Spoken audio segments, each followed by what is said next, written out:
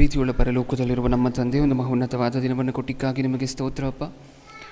ನೀವು ಕೊಟ್ಟಿರುವಂತಹ ಈ ಅತ್ಯಮೂಲ್ಯವಾಗಿರುವಂತಹ ಅವಕಾಶದಲ್ಲಿ, ಸಮಯದಲ್ಲಿ ನೀವು ನಮ್ಮ ಬಗ್ಗೆ, ನಮ್ಮ ಕಾಳಜಿ ನಿಮಿತ್ತ ಸತ್ಯವೇದದಲ್ಲಿ ಬರೆಸಿರುವಂತಹ ಮಾತುಗಳ ಬಗ್ಗೆ ಇನ್ನೊಂದಷ್ಟು ಆಲೋಚನೆ ಮಾಡಬೇಕು ಅಂತ ಹೇಳಿ ನಾವೆಲ್ಲರೂ ಸೇರಿದ್ದೀವಿ ಅಪ್ಪ. ಆಲೋಚನೆ ಮಾಡಬೇಕಾದ್ರೆ ಈ ಮೊದಲನೇ ಸಂದೇಶದಲ್ಲಿ ಹೇಳ್ತಿರುವಂತಹ ನನಗೆ ಪರಿಶುದ್ಧಾತ್ಮರ ಸಹಾಯವನ್ನು, ಹಾಗೆ ಕೇಳ್ತಿರುವಂತಹ ನಿಮ್ಮ ಮಕ್ಕಳಿಗೆ ಅದನ್ನು ಅಂಗೀಕರಿಸಲಿಕ್ಕೆ ಬೇಕಾಗಿರುವಂಥ ವಿವೇಕವನ್ನು, ಸಾತ್ವಿಕತೆಯನ್ನು ದಯಪಾಲಿಸಿ. ನನ್ನ ಪ್ರಾರ್ಥನೆ ಯೇಸು ಕ್ರಿಸ್ತರ ನಾಮದಲ್ಲಿ ಸಮರ್ಪಿಸಿ ಬೇಡಿಕೊಳ್ಳುತ್ತಿದ್ದೇನೆ, ಪರಲೋಕದಲ್ಲಿರುವ ನಮ್ಮ ತಂದೆಯೇ, ಆಮೆನ್. ಪ್ರಿಯರಾದ ದೇವಜನರೇ, ಇವತ್ತು ನಾವು ಆಲೋಚನೆ ಮಾಡ್ತಿರುವಂಥ ಅಂಶದ ಹೆಸರು ಆತ್ಮಹತ್ಯೆ ಮಾಡಿಕೊಳ್ಳುವವರಿಗೆ ಸತ್ಯವೇದ ಕೊಡುತ್ತಿರುವ ಸಮಾಲೋಚನೆ. ಅಂಶದ ಹೆಸರನ್ನು ಇನ್ನೊಂದು ಸಾರಿ ಹೇಳ್ತಿದ್ದೀನಿ. ಇವತ್ತು ನಾವು ಆಲೋಚನೆ ಮಾಡ್ತಿರುವಂಥ ಅಂಶದ ಹೆಸರು ಆತ್ಮಹತ್ಯೆ ಮಾಡಿಕೊಳ್ಳುವವರಿಗೆ ಸತ್ಯವೇದವು ಕೊಡುವ ಸಮಾಲೋಚನೆ. ಓಕೆ, ಏನು ಈ ಅಂಶದ ಹೆಸರಿನ ಅರ್ಥ ಏನು? ಇಷ್ಟಕ್ಕೂ ಆತ್ಮಹತ್ಯೆ ಮಾಡಿಕೊಳ್ಳುವವರಿಗೆ ಸತ್ಯವೇದವು ಕೊಡುವ ಸಮಾಲೋಚನೆ ಅಂದರೆ ಏನು? ಬ್ರದರ್, ನಾವು ಯಾರೂ ಆತ್ಮಹತ್ಯೆ ಮಾಡ್ಕೋಬೇಕು ಅಂದ್ಕೊಂಡಿಲ್ಲ ಬ್ರದರ್. ಏನಕ್ಕೋಸ್ಕರ ಕೇಳಬೇಕು ಈ ಸಂದೇಶವನ್ನು? ಏನಕ್ಕೋಸ್ಕರ ಕೇಳಬೇಕು ಹೇಳಿ ಪ್ರಿಯರೇ? ನಮ್ಮ ಮನಸ್ಸಿನಲ್ಲಿ ಆತ್ಮಹತ್ಯೆ ಮಾಡಿಕೊಳ್ಳುವಂತಹ ಮನೋಭಾವ ಇಲ್ಲ ಅಂತ ಹೇಳಿದ್ರು ಈ ಸಂದೇಶವನ್ನು ಏನಕ್ಕೋಸ್ಕರ ಕೇಳಬೇಕು? ಅಟ್ಲೀಸ್ಟ್ ಅದನ್ನು ಇನ್ನೊಬ್ಬರಿಗೆ, ಹೌದಾ, ನಿಮ್ಮ ಸುತ್ತಮುತ್ತಲೂ ಸಿಗ್ತಾನೆ ಇರ್ತಾರೆ ಜನ. ಆತ್ಮಹತ್ಯೆ ಮಾಡ್ಕೊಂಡಿರುವಂಥವರು ಹತ್ತಿರ ಪರಿಚಯಸ್ಥರಲ್ಲಿ ಯಾರೂ ಇಲ್ವಾ? ಇರ್ತಾರ? ಹಾಗಾದರೆ ಈ ಸಂದೇಶ ಅತಿ ಮುಖ್ಯವಾಗಿರುವಂತಹದ್ದು. ಎಲ್ಲರೂ ದಯವಿಟ್ಟು ಗಮನ ಕೊಟ್ಟು ಕೇಳಿಸ್ಕೊಳ್ಳಿ. ಕ್ರೈಸ್ತರಾಗಿ ನಾವು ಎಷ್ಟು ಮುಖ್ಯವಾಗಿರುವಂತಹ ಪಾತ್ರವನ್ನು ಪೋಷಿಸಬೇಕು ಸಮಾಜದಲ್ಲಿ ಅಂತ ಹೇಳಿ ಗೊತ್ತಾಗುತ್ತೆ. ಸಮಾಲೋಚನೆ ಅಂತ ಹೇಳಿದ್ರೆ ಕೌನ್ಸಿಲಿಂಗ್. ಓಕೆ, ಹಾಗಾದರೆ ಆತ್ಮಹತ್ಯೆ ಮಾಡಿಕೊಳ್ಳುವಂಥವರಿಗೆ ಸತ್ಯವೇದ ಕೌನ್ಸಿಲಿಂಗ್ ಕೊಡುತ್ತಾ? ನಮ್ಮ ಅಂಶದ ಹೆಸರದೇ ಅಲ್ವಾ, ಆತ್ಮಹತ್ಯೆ ಮಾಡಿಕೊಳ್ಳುವವರಿಗೆ ಸತ್ಯವೇದ ಕೊಡುವ ಸಮಾಲೋಚನೆ. ಸಮಾಲೋಚನೆ ಅಂದರೆ ಏನು? ಕೌನ್ಸಿಲಿಂಗ್, ಬುದ್ಧಿ ಹೇಳುವಂತಹದ್ದು. ಯಾರೋ ಒಬ್ಬ ತಪ್ಪು ಮಾಡಿದ್ದಾನೆ ಅಂತ ಹೇಳಿದ್ರೆ ಕರ್ಕೊಂಡು ಬಂದು ಕೂರಿಸಿ, ನೋಡಪ್ಪ ಹಿಂಗೆ ಮಾಡಬಾರ್ದು, ನೀನು ಮಾಡಿರುವಂತಹ ತಪ್ಪು ಅಂತ ಹೇಳ್ತೀವಲ್ವ, ಅದನ್ನು ಕೌನ್ಸಿಲಿಂಗ್ ಅಂತ ಹೇಳಿ ಕರಿತೀವಿ. ಈಗ ಆತ್ಮಹತ್ಯೆ ಮಾಡಿಕೊಳ್ಳುವವರಿಗೆ ಸತ್ಯವೇದ ಏನು ಮಾಡುತ್ತಂತೆ? ಏನು ಮಾಡುತ್ತೆ? ಕೌನ್ಸಿಲಿಂಗ್ ಮಾಡುತ್ತಾ? ಸಮಾಲೋಚನೆಯನ್ನು ಕೊಡುತ್ತಾ? ಓಕೆ, ಹೇಗೆ ಕೊಡುತ್ತೆ? ಏನು ಕೊಡುತ್ತೆ? ಇಷ್ಟಕ್ಕೂ ಪ್ರಪಂಚದಲ್ಲಿ ಇದು ಎಷ್ಟು ಮುಖ್ಯವಾಗಿರುವಂಥ ಅಂಶ ಅಂತ ನಮ್ಗೆ ಅರ್ಥ ಆಗಬೇಕಾದ್ರೆ ಈಗ ಒಂದು ಸ್ಟ್ಯಾಟಿಸ್ಟಿಕ್ಸ್ ಹೇಳ್ತೀನಿ, ಗಮನ ಕೊಟ್ಟು ಕೇಳಿಸ್ಕೊಳ್ಳಿ. ಪ್ರಪಂಚದಲ್ಲಿ ಸುಮಾರು 7 ಲಕ್ಷ ಜನ, ಒಂದು ವರ್ಷಕ್ಕೆ ಸುಮಾರು 7 ಲಕ್ಷ ಜನ ಆತ್ಮಹತ್ಯೆ ಮಾಡ್ಕೊಳ್ತಾರಂತೆ. ಎಷ್ಟು ಲಕ್ಷ ಜನ? 7 ಲಕ್ಷ ಜನ. ಈಗ ನೀವು ಹೇಳಿ, ಆತ್ಮಹತ್ಯೆ ಮಾಡ್ಕೊಂಡಿರುವಂತಹ ಪ್ರತಿಯೊಬ್ಬೊಬ್ಬರೂ ಸಹ ಪರಲೋಕಕ್ಕೆ ಹೋಗ್ತಾರಾ, ಪಾತಾಳಕ್ಕೆ ಹೋಗ್ತಾರಾ? ಕನ್ಫರ್ಮಾ? 100%? ಹಾಗಾದರೆ ಪ್ರಪಂಚದಲ್ಲಿ ಒಂದು ವರ್ಷಕ್ಕೆ ಎಷ್ಟು ಜನ ಪಾತಾಳಕ್ಕೆ ಹೋಗ್ತಿದ್ದಾರೆ? ಬರೀ ಆತ್ಮಹತ್ಯೆ ನಿಮಿತ್ತ ಎಷ್ಟು ಜನ ಪಾತಾಳಕ್ಕೆ ಹೋಗ್ತಿದ್ದಾರೆ? 7 ಲಕ್ಷ ಜನ. ಆ 7 ಲಕ್ಷವನ್ನು ಒಂದು ವರ್ಷಕ್ಕೆ ಡಿವೈಡ್ ಮಾಡಿ ನೋಡಿದ್ರೆ ಒಂದು ದಿನಕ್ಕೆ ಸುಮಾರು 1900 ಜನ. ಒಂದು ದಿನಕ್ಕೆ 1900 ಜನ ಆತ್ಮಹತ್ಯೆ ಅನ್ನುವಂಥ ಹೆಸರಿನಿಂದ ತಮ್ಮ ಪ್ರಾಣಗಳನ್ನು ಕಳ್ಕೊಂಡು ನರಕದ ಪಾಲಾಗ್ತಿದ್ದಾರೆ ಅನ್ಯಾಯವಾಗಿ. ಇಲ್ಲಿ ವಿಚಿತ್ರವಾಗಿರುವಂಥ ಸಂಗತಿ ಏನು ಅಂದರೆ ಅವರು ದೇವ್ರ ಮಕ್ಕಳೇ. ನಿಜನಾ? ಹೌದಾ? ಅವರು ದೇವ್ರ ಮಕ್ಕಳೇನಾ? ದೇವ್ರ ಕಣ್ಣಾರೆ ಕಣ್ಮುಂದೆನೇ ದೇವ್ರ ಮಕ್ಕಳಾಗಿರುವಂಥವರು, ದೇವ್ರ ಕಣ್ಮುಂದೆನೇ 1900 ಜನ ಪ್ರತಿದಿನವೂ ಆತ್ಮಹತ್ಯೆ ಮಾಡ್ಕೊಂಡು ನರಕಕ್ಕೆ ಹೋಗ್ತಿದ್ದಾರೆ ಅಂತ ಹೇಳಿದ್ರೆ ದೇವ್ರಿಗೆ ಹೆಂಗಾಗಬಹುದು? ನಿಜ ಅಲ್ವಾ?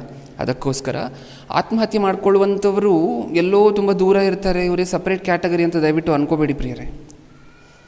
ನಿಮ್ಮ ಮನೆ ಹತ್ರನೂ, ನಿಮ್ಮ ಸಂಬಂಧಿಕರಲ್ಲಿ, ನಿಮ್ಮ ಬಂಧು ಬಳಗದಲ್ಲಿ ನಿಮಗೆ ಗೊತ್ತಿರೋರು ಸಹ ಯಾವಾಗಲಾದರೂ ನನ್ನ ಜೀವನದಲ್ಲಿ ಕಷ್ಟ ಇದೆ ಬ್ರದರ್, ಯಾವಾಗಲೂ ಪ್ರತಿದಿನ ಕಷ್ಟದ ಬಗ್ಗೆನೇ ಮಾತಾಡ್ತಿರ್ತಾರೆ. ನೋಡಿ, ನನ್ನ ಜೀವನದಲ್ಲಿ ಈ ಕಷ್ಟ ಇದೆ, ಈ ಸಮಸ್ಯೆ ಇದೆ, ಈ ಕಷ್ಟ ಇದೆ ಅಂತ ಬರೀ ಕಷ್ಟದ ಬಗ್ಗೆನೇ ಹೇಳ್ಕೊಳ್ತಿರ್ತಾರೆ.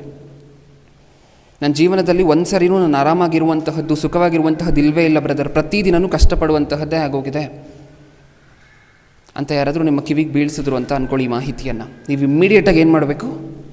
ಈ ಸಂದೇಶವನ್ನು ಅವ್ರ ಮುಂದೆ ಹೇಳಬೇಕು. ಏಕೆಂದರೆ ನಮಗೆ ಗೊತ್ತಾ ಅವ್ರು ಆತ್ಮಹತ್ಯೆ ಮಾಡ್ಕೊಳ್ಬಹುದು ರಾತ್ರಿ. ಯಾರಿಗೆ ಗೊತ್ತು? ನಮಗೆ ಗೊತ್ತಾ? ಇಲ್ಲ. ಅವ್ರ ಬಾಯಿಂದ ಬರ್ತಿದೆ, ನಾನು ಬರೀ ಕಷ್ಟನೇ, ಸಾಕಾಗೋಗಿದೆ, ಜೀವನ ಬೇಜಾರಾಗೋಗಿದೆ ಬ್ರದರ್, ಜೀವನದ ಮೇಲೆ ಬೇಜಾರಾಗೋಗಿದೆ ಅಂತ ಯಾರಾದರೂ ಹೇಳ್ತಿದ್ದಾರೆ ಅಂತ ಹೇಳಿದ್ರೆ ಯಾವ ಸಂದೇಶ ಹೇಳಬೇಕು? ಈ ಸಂದೇಶ ಹೇಳಬೇಕು. ಯಾಕೆ ಗೊತ್ತಿಲ್ಲ ನಮ್ಗೆ. ಅವ್ರು ರಾತ್ರಿ ಮನೆಗೆ ಹೋದ ನಂತರ, ಆತ್ಮಹತ್ಯೆ ಮಾಡಿಕೊಂಡ ನಂತರ ನಮ್ಗೆ ಅನ್ಸಿದ್ರೆ ಏನು ಪ್ರಯೋಜನ? ಅಯ್ಯೋ, ಏನಾದರೂ ಹೇಳ್ಬೋದಿತ್ತಲ್ಲ ಈ ವ್ಯಕ್ತಿಗೆ ಅಂತ ಹೇಳಿ ರಾತ್ರಿ ಆತ್ಮಹತ್ಯೆ ಮಾಡಿಕೊಂಡ ನಂತರ ಆ ಸಮಾಚಾರ ನಿಮ್ಮ ಕಿವಿಗೆ ಬಿದ್ದ ನಂತರ ನೀವು ಅಂದ್ಕೊಂಡ್ರೆ ಏನು ಪ್ರಯೋಜನ? ಹೌದಲ್ವಾ? ಅದಕ್ಕೋಸ್ಕರ ನಿಮ್ಮ ಮುಂದೆ ಯಾರಾದರೂ ಬಂದು ನನಗೆ ಬೇಜಾರಾಗಿದೆ, ಜೀವನ ಕಷ್ಟಗಳೇ ನೋಡ್ತಾ ಇದ್ದೀನಿ, ಜೀವನದಲ್ಲಿ ಹಿಂಸೆ ಪಡ್ತಿದ್ದೀನಿ ಜೀವನದಲ್ಲಿ ಅಂತ ಅಂದಿದ ತಕ್ಷಣ ಈ ಸಂದೇಶವನ್ನು ಅವ್ರ ಮುಂದೆ ಹೇಳಬೇಕು. ಅದಕ್ಕೋಸ್ಕರ ಈ ಸಂದೇಶವನ್ನು ಆಲೋಚನೆ ಮಾಡ್ತಿದ್ದೀವಿ. ಇಷ್ಟಕ್ಕೂ ಆತ್ಮಹತ್ಯೆ ಮಾಡ್ಕೊಳ್ಳುವಂಥವ್ರು ಯಾರಾದರೂ ಇದ್ದರೆ ಗವರ್ನಮೆಂಟದೊಂದು ಹೆಲ್ಪ್ಲೈನ್ ನಂಬರ್ ಇದೆ, ಹೆಲ್ಪ್ಲೈನ್ ನಂಬರ್ಗೆ ನೀವು ಕಾಲ್ ಮಾಡಿದ್ರೆ ಬಂದು ಕರ್ಕೊಂಡೋಗಿ ಕೌನ್ಸಿಲಿಂಗ್ ಮಾಡ್ತಾರೆ. ಯಾರು? ಈ ಸೈಕಿಯಾಟ್ರಿಸ್ಟ್ಗಳು, ಡಾಕ್ಟ್ರುಗಳು ಇರ್ತಾರಲ್ವ, ಅವ್ರು ಕೂರಿಸ್ಕೊಂಡು ಕೌನ್ಸಿಲಿಂಗ್ ಮಾಡ್ತಾರೆ. ನೀನು ಆತ್ಮಹತ್ಯೆ ಮಾಡ್ಕೋಬೇಕು ಅಂತ ಇದೆಯಲ್ಲಪ್ಪ, ಏನಕ್ಕೋಸ್ಕರ ನಿನಗೆ ಆಲೋಚನೆ ಬಂತು, ಏನಕ್ಕೋಸ್ಕರ ನಿನಗೆ ಆಲೋಚನೆ ಬಂತು, ನಿಂದೇ ಕಷ್ಟ ದೊಡ್ಡದ ಅಂತ ಹೇಳಿ ಡಾಕ್ಟ್ರುಗಳು ಕೂರಿಸ್ಕೊಂಡು ಕೌನ್ಸಿಲಿಂಗ್ ಮಾಡ್ತಾರೆ. ನಿಜ ಹೇಳ, ಕೌನ್ಸಿಲಿಂಗ್ ಮಾಡಬೇಕು ಅಂತ ಹೇಳಿದ್ರೆ ಅದಕ್ಕೆ ಅರ್ಹತೆಯನ್ನು ಹೊಂದಿರುವಂಥವ್ರು ಅಂದರೆ ಕ್ರೈಸ್ತರೇ, ಸತ್ಯವೇದ ಓದಿರುವಂಥವರೇ. ಅದಕ್ಕೋಸ್ಕರ ಈ ಅಂಶವನ್ನು ಆಲೋಚನೆ ಮಾಡ್ತಿದ್ವಿ. ಈ ಅಂಶವನ್ನು ಕೇಳಿದ ನಂತರ ಕೌನ್ಸಿಲಿಂಗ್ ಮಾಡುವಂಥವರು ಕ್ರೈಸ್ತರಿಂದ ಮಾತ್ರ ಸಾಧ್ಯ. ಆತ್ಮಹತ್ಯೆಯನ್ನು ಮಾಡ್ಕೊಳ್ತೀನಿ, ನನಗೆ ಜೀವನ ಬೇಡ ಅನ್ನುವಂಥ ಆ ಸ್ಥಿತಿಯಿಂದ, ಇಲ್ಲ ನಾನು ಬದುಕಬೇಕು, ನನ್ನ ಬದುಕಿನಲ್ಲಿ ನಾನು ಏನಾದರೂ ಮಾಡಬೇಕು, ದೇವರಿಗೋಸ್ಕರ ಏನಾದರೂ ಮಾಡಬೇಕು, ನಾನು ಬದುಕಬೇಕು, ಆ ಸ್ಥಿತಿಯಿಂದ ಈ ಸ್ಥಿತಿವರೆಗೂ ತರುವಂತಹ ಜವಾಬ್ದಾರಿ ನಿಮ್ಮ ಮೇಲೆ ಇರುತ್ತೆ. ಅದಕ್ಕೋಸ್ಕರ ಈ ಸಂದೇಶವನ್ನು ನಾವು ಕಲಿಬೇಕು. ಅವ್ರ ಮುಂದೆ ಹೇಳಲಿಕ್ಕಾದರೂ ಈ ಸಂದೇಶವನ್ನು ಕಲಿಬೇಕು. ಒಂದಷ್ಟು ಜನರು ಆತ್ಮಹತ್ಯೆ ಮಾಡ್ಕೊಳ್ತಿದ್ದಾರೆ, ನೀವು ನಿಮ್ಮ ಸುತ್ತ ಇರುವಂಥ ಒಂದಷ್ಟು ಜನಕ್ಕೆ ಹೇಳಿದ್ರಿ ಅಂತ ಅಂದ್ಕೊಳ್ಳಿ ಪ್ರಿಯರೇ. ಅವ್ರೇನು ಮಾಡ್ತಾರೆ, ಇನ್ನೊಂದು ಸ್ವಲ್ಪ ಜನರಿಗೆ ಇದನ್ನೇ ಅವ್ರು ಹೋಗಿ ಹೇಳ್ತಾರೆ.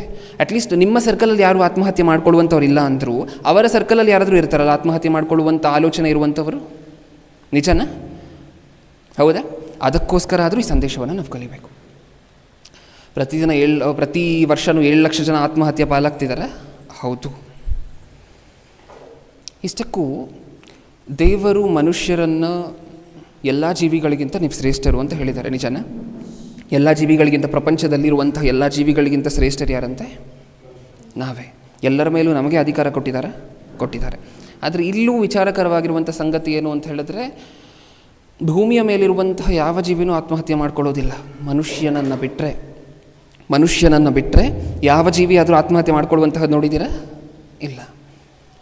ಈ ಎಲ್ಲರಿಗಿಂತ ಶ್ರೇಷ್ಠರಾಗಿರುವಂತಹ ಮನುಷ್ಯರಿಗೆ ಮಾತ್ರ ಇರುವಂತಹದ್ದು ಈ ಆಲೋಚನೆ, ಆತ್ಮಹತ್ಯೆ ಮಾಡ್ಕೋಬೇಕು ಅಂತ ಹೇಳಿ. ಇಷ್ಟಕ್ಕೂ ಆತ್ಮಹತ್ಯೆ ಅನ್ನುವಂತಹ ಪದನೂ ತಪ್ಪು ಪ್ರಿಯರೇ. ಆತ್ಮವನ್ನು ಹತ್ಯೆ ಮಾಡ್ಕೊಳ್ಲಿಕ್ಕಾಗತ್ತಾ? ನೀವು ಹೇಳಿ, ಆತ್ಮವನ್ನು ಹತ್ಯೆ ಮಾಡ್ಕೊಳ್ಲಿಕ್ಕಾಗತ್ತಾ? ಇಲ್ಲ. ಆತ್ಮಕ್ಕೇನಿಲ್ಲ? ಸಾವಿಲ್ಲ. ಯಾಕೆಂದರೆ ಈ ಆತ್ಮ ಎಲ್ಲಿಂದ ವಿಭಜನೆಗೊಂಡಿರುವಂತಹದ್ದು? ದೇವರಿಂದ ವಿಭಜನೆಗೊಂಡಿರುವಂತಹದ್ದು. ಈಗ ದೇವರಿಗೆ ಅಂತ್ಯ ಇಲ್ಲ ಅಂತ ಹೇಳಿದ್ರೆ ಈ ಆತ್ಮಕ್ಕೂ ಏನಿಲ್ಲ? ಅಂತ್ಯ ಇಲ್ಲ. ಹಾಗಾದರೆ ಆತ್ಮಹತ್ಯೆ ಅನ್ನುವಂತಹ ಪದ ತಪ್ಪು. ಮೊದಲನೇದಾಗಿ ಪ್ರಿಲಿಮಿನರಿ ಇನ್ಫಾರ್ಮೇಷನ್ ಆಗಿ ನಮಗೆ ಗೊತ್ತಿರಬೇಕಾಗಿರುವಂತಹ ವಿಚಾರ. ಆತ್ಮಹತ್ಯೆ ಅಂತ ಪ್ರಪಂಚ ಕರೀತಿದೆ ಅಷ್ಟೇ, ಆದರೆ ಹತ್ಯೆ ಮಾಡ್ಕೊಳ್ತಿರುವಂತಹದ್ದನ್ನೆಲ್ಲ ತಮ್ಮ ಪ್ರಾಣವನ್ನು ತಕ್ಕೊಳ್ತಿದ್ದಾರೆ. ನಮಗೆ ಅರ್ಥ ಆಗುವಂತಹ ಭಾಷೆಯಲ್ಲಿ ಹೇಳಬೇಕು ಅಂತ ಹೇಳಿದ್ರೆ. ಓಕೆ, ಈಗ ಶುರು ಮಾಡೋಣ. ಗಮನ ಕೊಟ್ಟು ಕೇಳಿಸ್ಕೊಳ್ಳಿ. ಈ ಯಾವ ಜೀವಿಗೂ ಇಲ್ಲದೇ ಇರುವಂಥ ಆಲೋಚನೆ ಆತ್ಮಹತ್ಯೆ ಮಾಡ್ಕೋಬೇಕು ಅಂತ ಹೇಳಿ, ಮನುಷ್ಯನಿಗಿಂತ ಕೆಳಗಿರುವಂತಹ ಯಾವ ಜೀವಿಗೂ ಇಲ್ಲದೇ ಇರುವಂತಹ ಆಲೋಚನೆ ಯಾರಿಗೆ ಮಾತ್ರ ಇದೆ? ಮನುಷ್ಯರಿಗೆ ಮಾತ್ರ ಇದೆ. ಪ್ರಾಣಿಗಳನ್ನು ಒಂದು ಸಾರಿ ನೋಡಿ ಪ್ರಿಯರೇ. ಪ್ರಾಣಿಗಳಿಗಿರುವಷ್ಟು ಬಾಧೆ ನಮಗಿದೆಯಾ ಅಂತ ಹೇಳಿ ನೀವೇ ಯೋಚನೆ ಮಾಡಿ ನೋಡಿ. ಪ್ರಾಣಿಗಳಿಗಿರುವಷ್ಟು ಬಾಧೆ ನಮಗಿದೆ ಅಂತ ನಿಮಗೆ ಅನಿಸುತ್ತಾ? ನಿಮ್ಮ ಮನೆ ಮುಂದೆ ಕಟ್ಟಾಕಿರ್ತೀರ ನಾಯಿ, ಶ್ವಾನ, ಅಥವಾ ರಸ್ತೆಯಲ್ಲಿ ಸುಮಾರು ನಾಯಿಗಳನ್ನು ನೀವು ನೋಡ್ತಿರ್ತೀರ ಪ್ರತಿದಿನ. ಹೌದಾ? ಅದರ ಜೀವನ ಶೈಲಿಯನ್ನು ಒಂದು ಸಾರಿ ನೋಡಿ. ಬೀದಿಲಿರುವಂತಹ ನಾಯಿಗಳ ಜೀವನ ಶೈಲಿ, ಲೈಫ್ ಸ್ಟೈಲನ್ನು ಒಂದು ಸಾರಿ ನೋಡಿ, ಆಲೋಚನೆ ಮಾಡಿ ನೋಡಿ. ಅದಕ್ಕಿರುವಷ್ಟು ಕಷ್ಟ ನಮಗಿದೆ ಅಂತ ಅನಿಸುತ್ತಾ? ವೆಟ್ನರಿ ಡಾಕ್ಟರ್ಗಳನ್ನು ಕೇಳಿದಾಗ ಸುಮಾರು ಬೀದಿ ನಾಯಿಗಳಲ್ಲಿ ಕೆಲವು ನಾಯಿಗಳಿಗೆ ಕ್ಯಾನ್ಸರ್ ಬಂದಿರುತ್ತಂತೆ. ಕ್ಯಾನ್ಸರ್ ನೀವು ನೋಡಿರ್ತೀರ ಆಗಾಗ. ದೇಹದ ಒಂದು ಭಾಗ ಇನ್ಫ್ಲಮೇಟ್ ಆಗೋಗಿರುತ್ತೆ, ಊದ್ಕೊಂಡ್ಬಿಟ್ಟಿರುತ್ತೆ. ನೋಡಿದ್ದೀವ? ಯಾರಾದರೂ ಕರ್ಕೊಂಡು ಟ್ರೀಟ್ಮೆಂಟ್ ಕೊಡಿಸ್ತಾರಾ? ಆ ಊತದಲ್ಲೇ ಜೀವನ ಪೂರ್ತಿ ಓಡಾಡ್ತಿರುತ್ತೆ.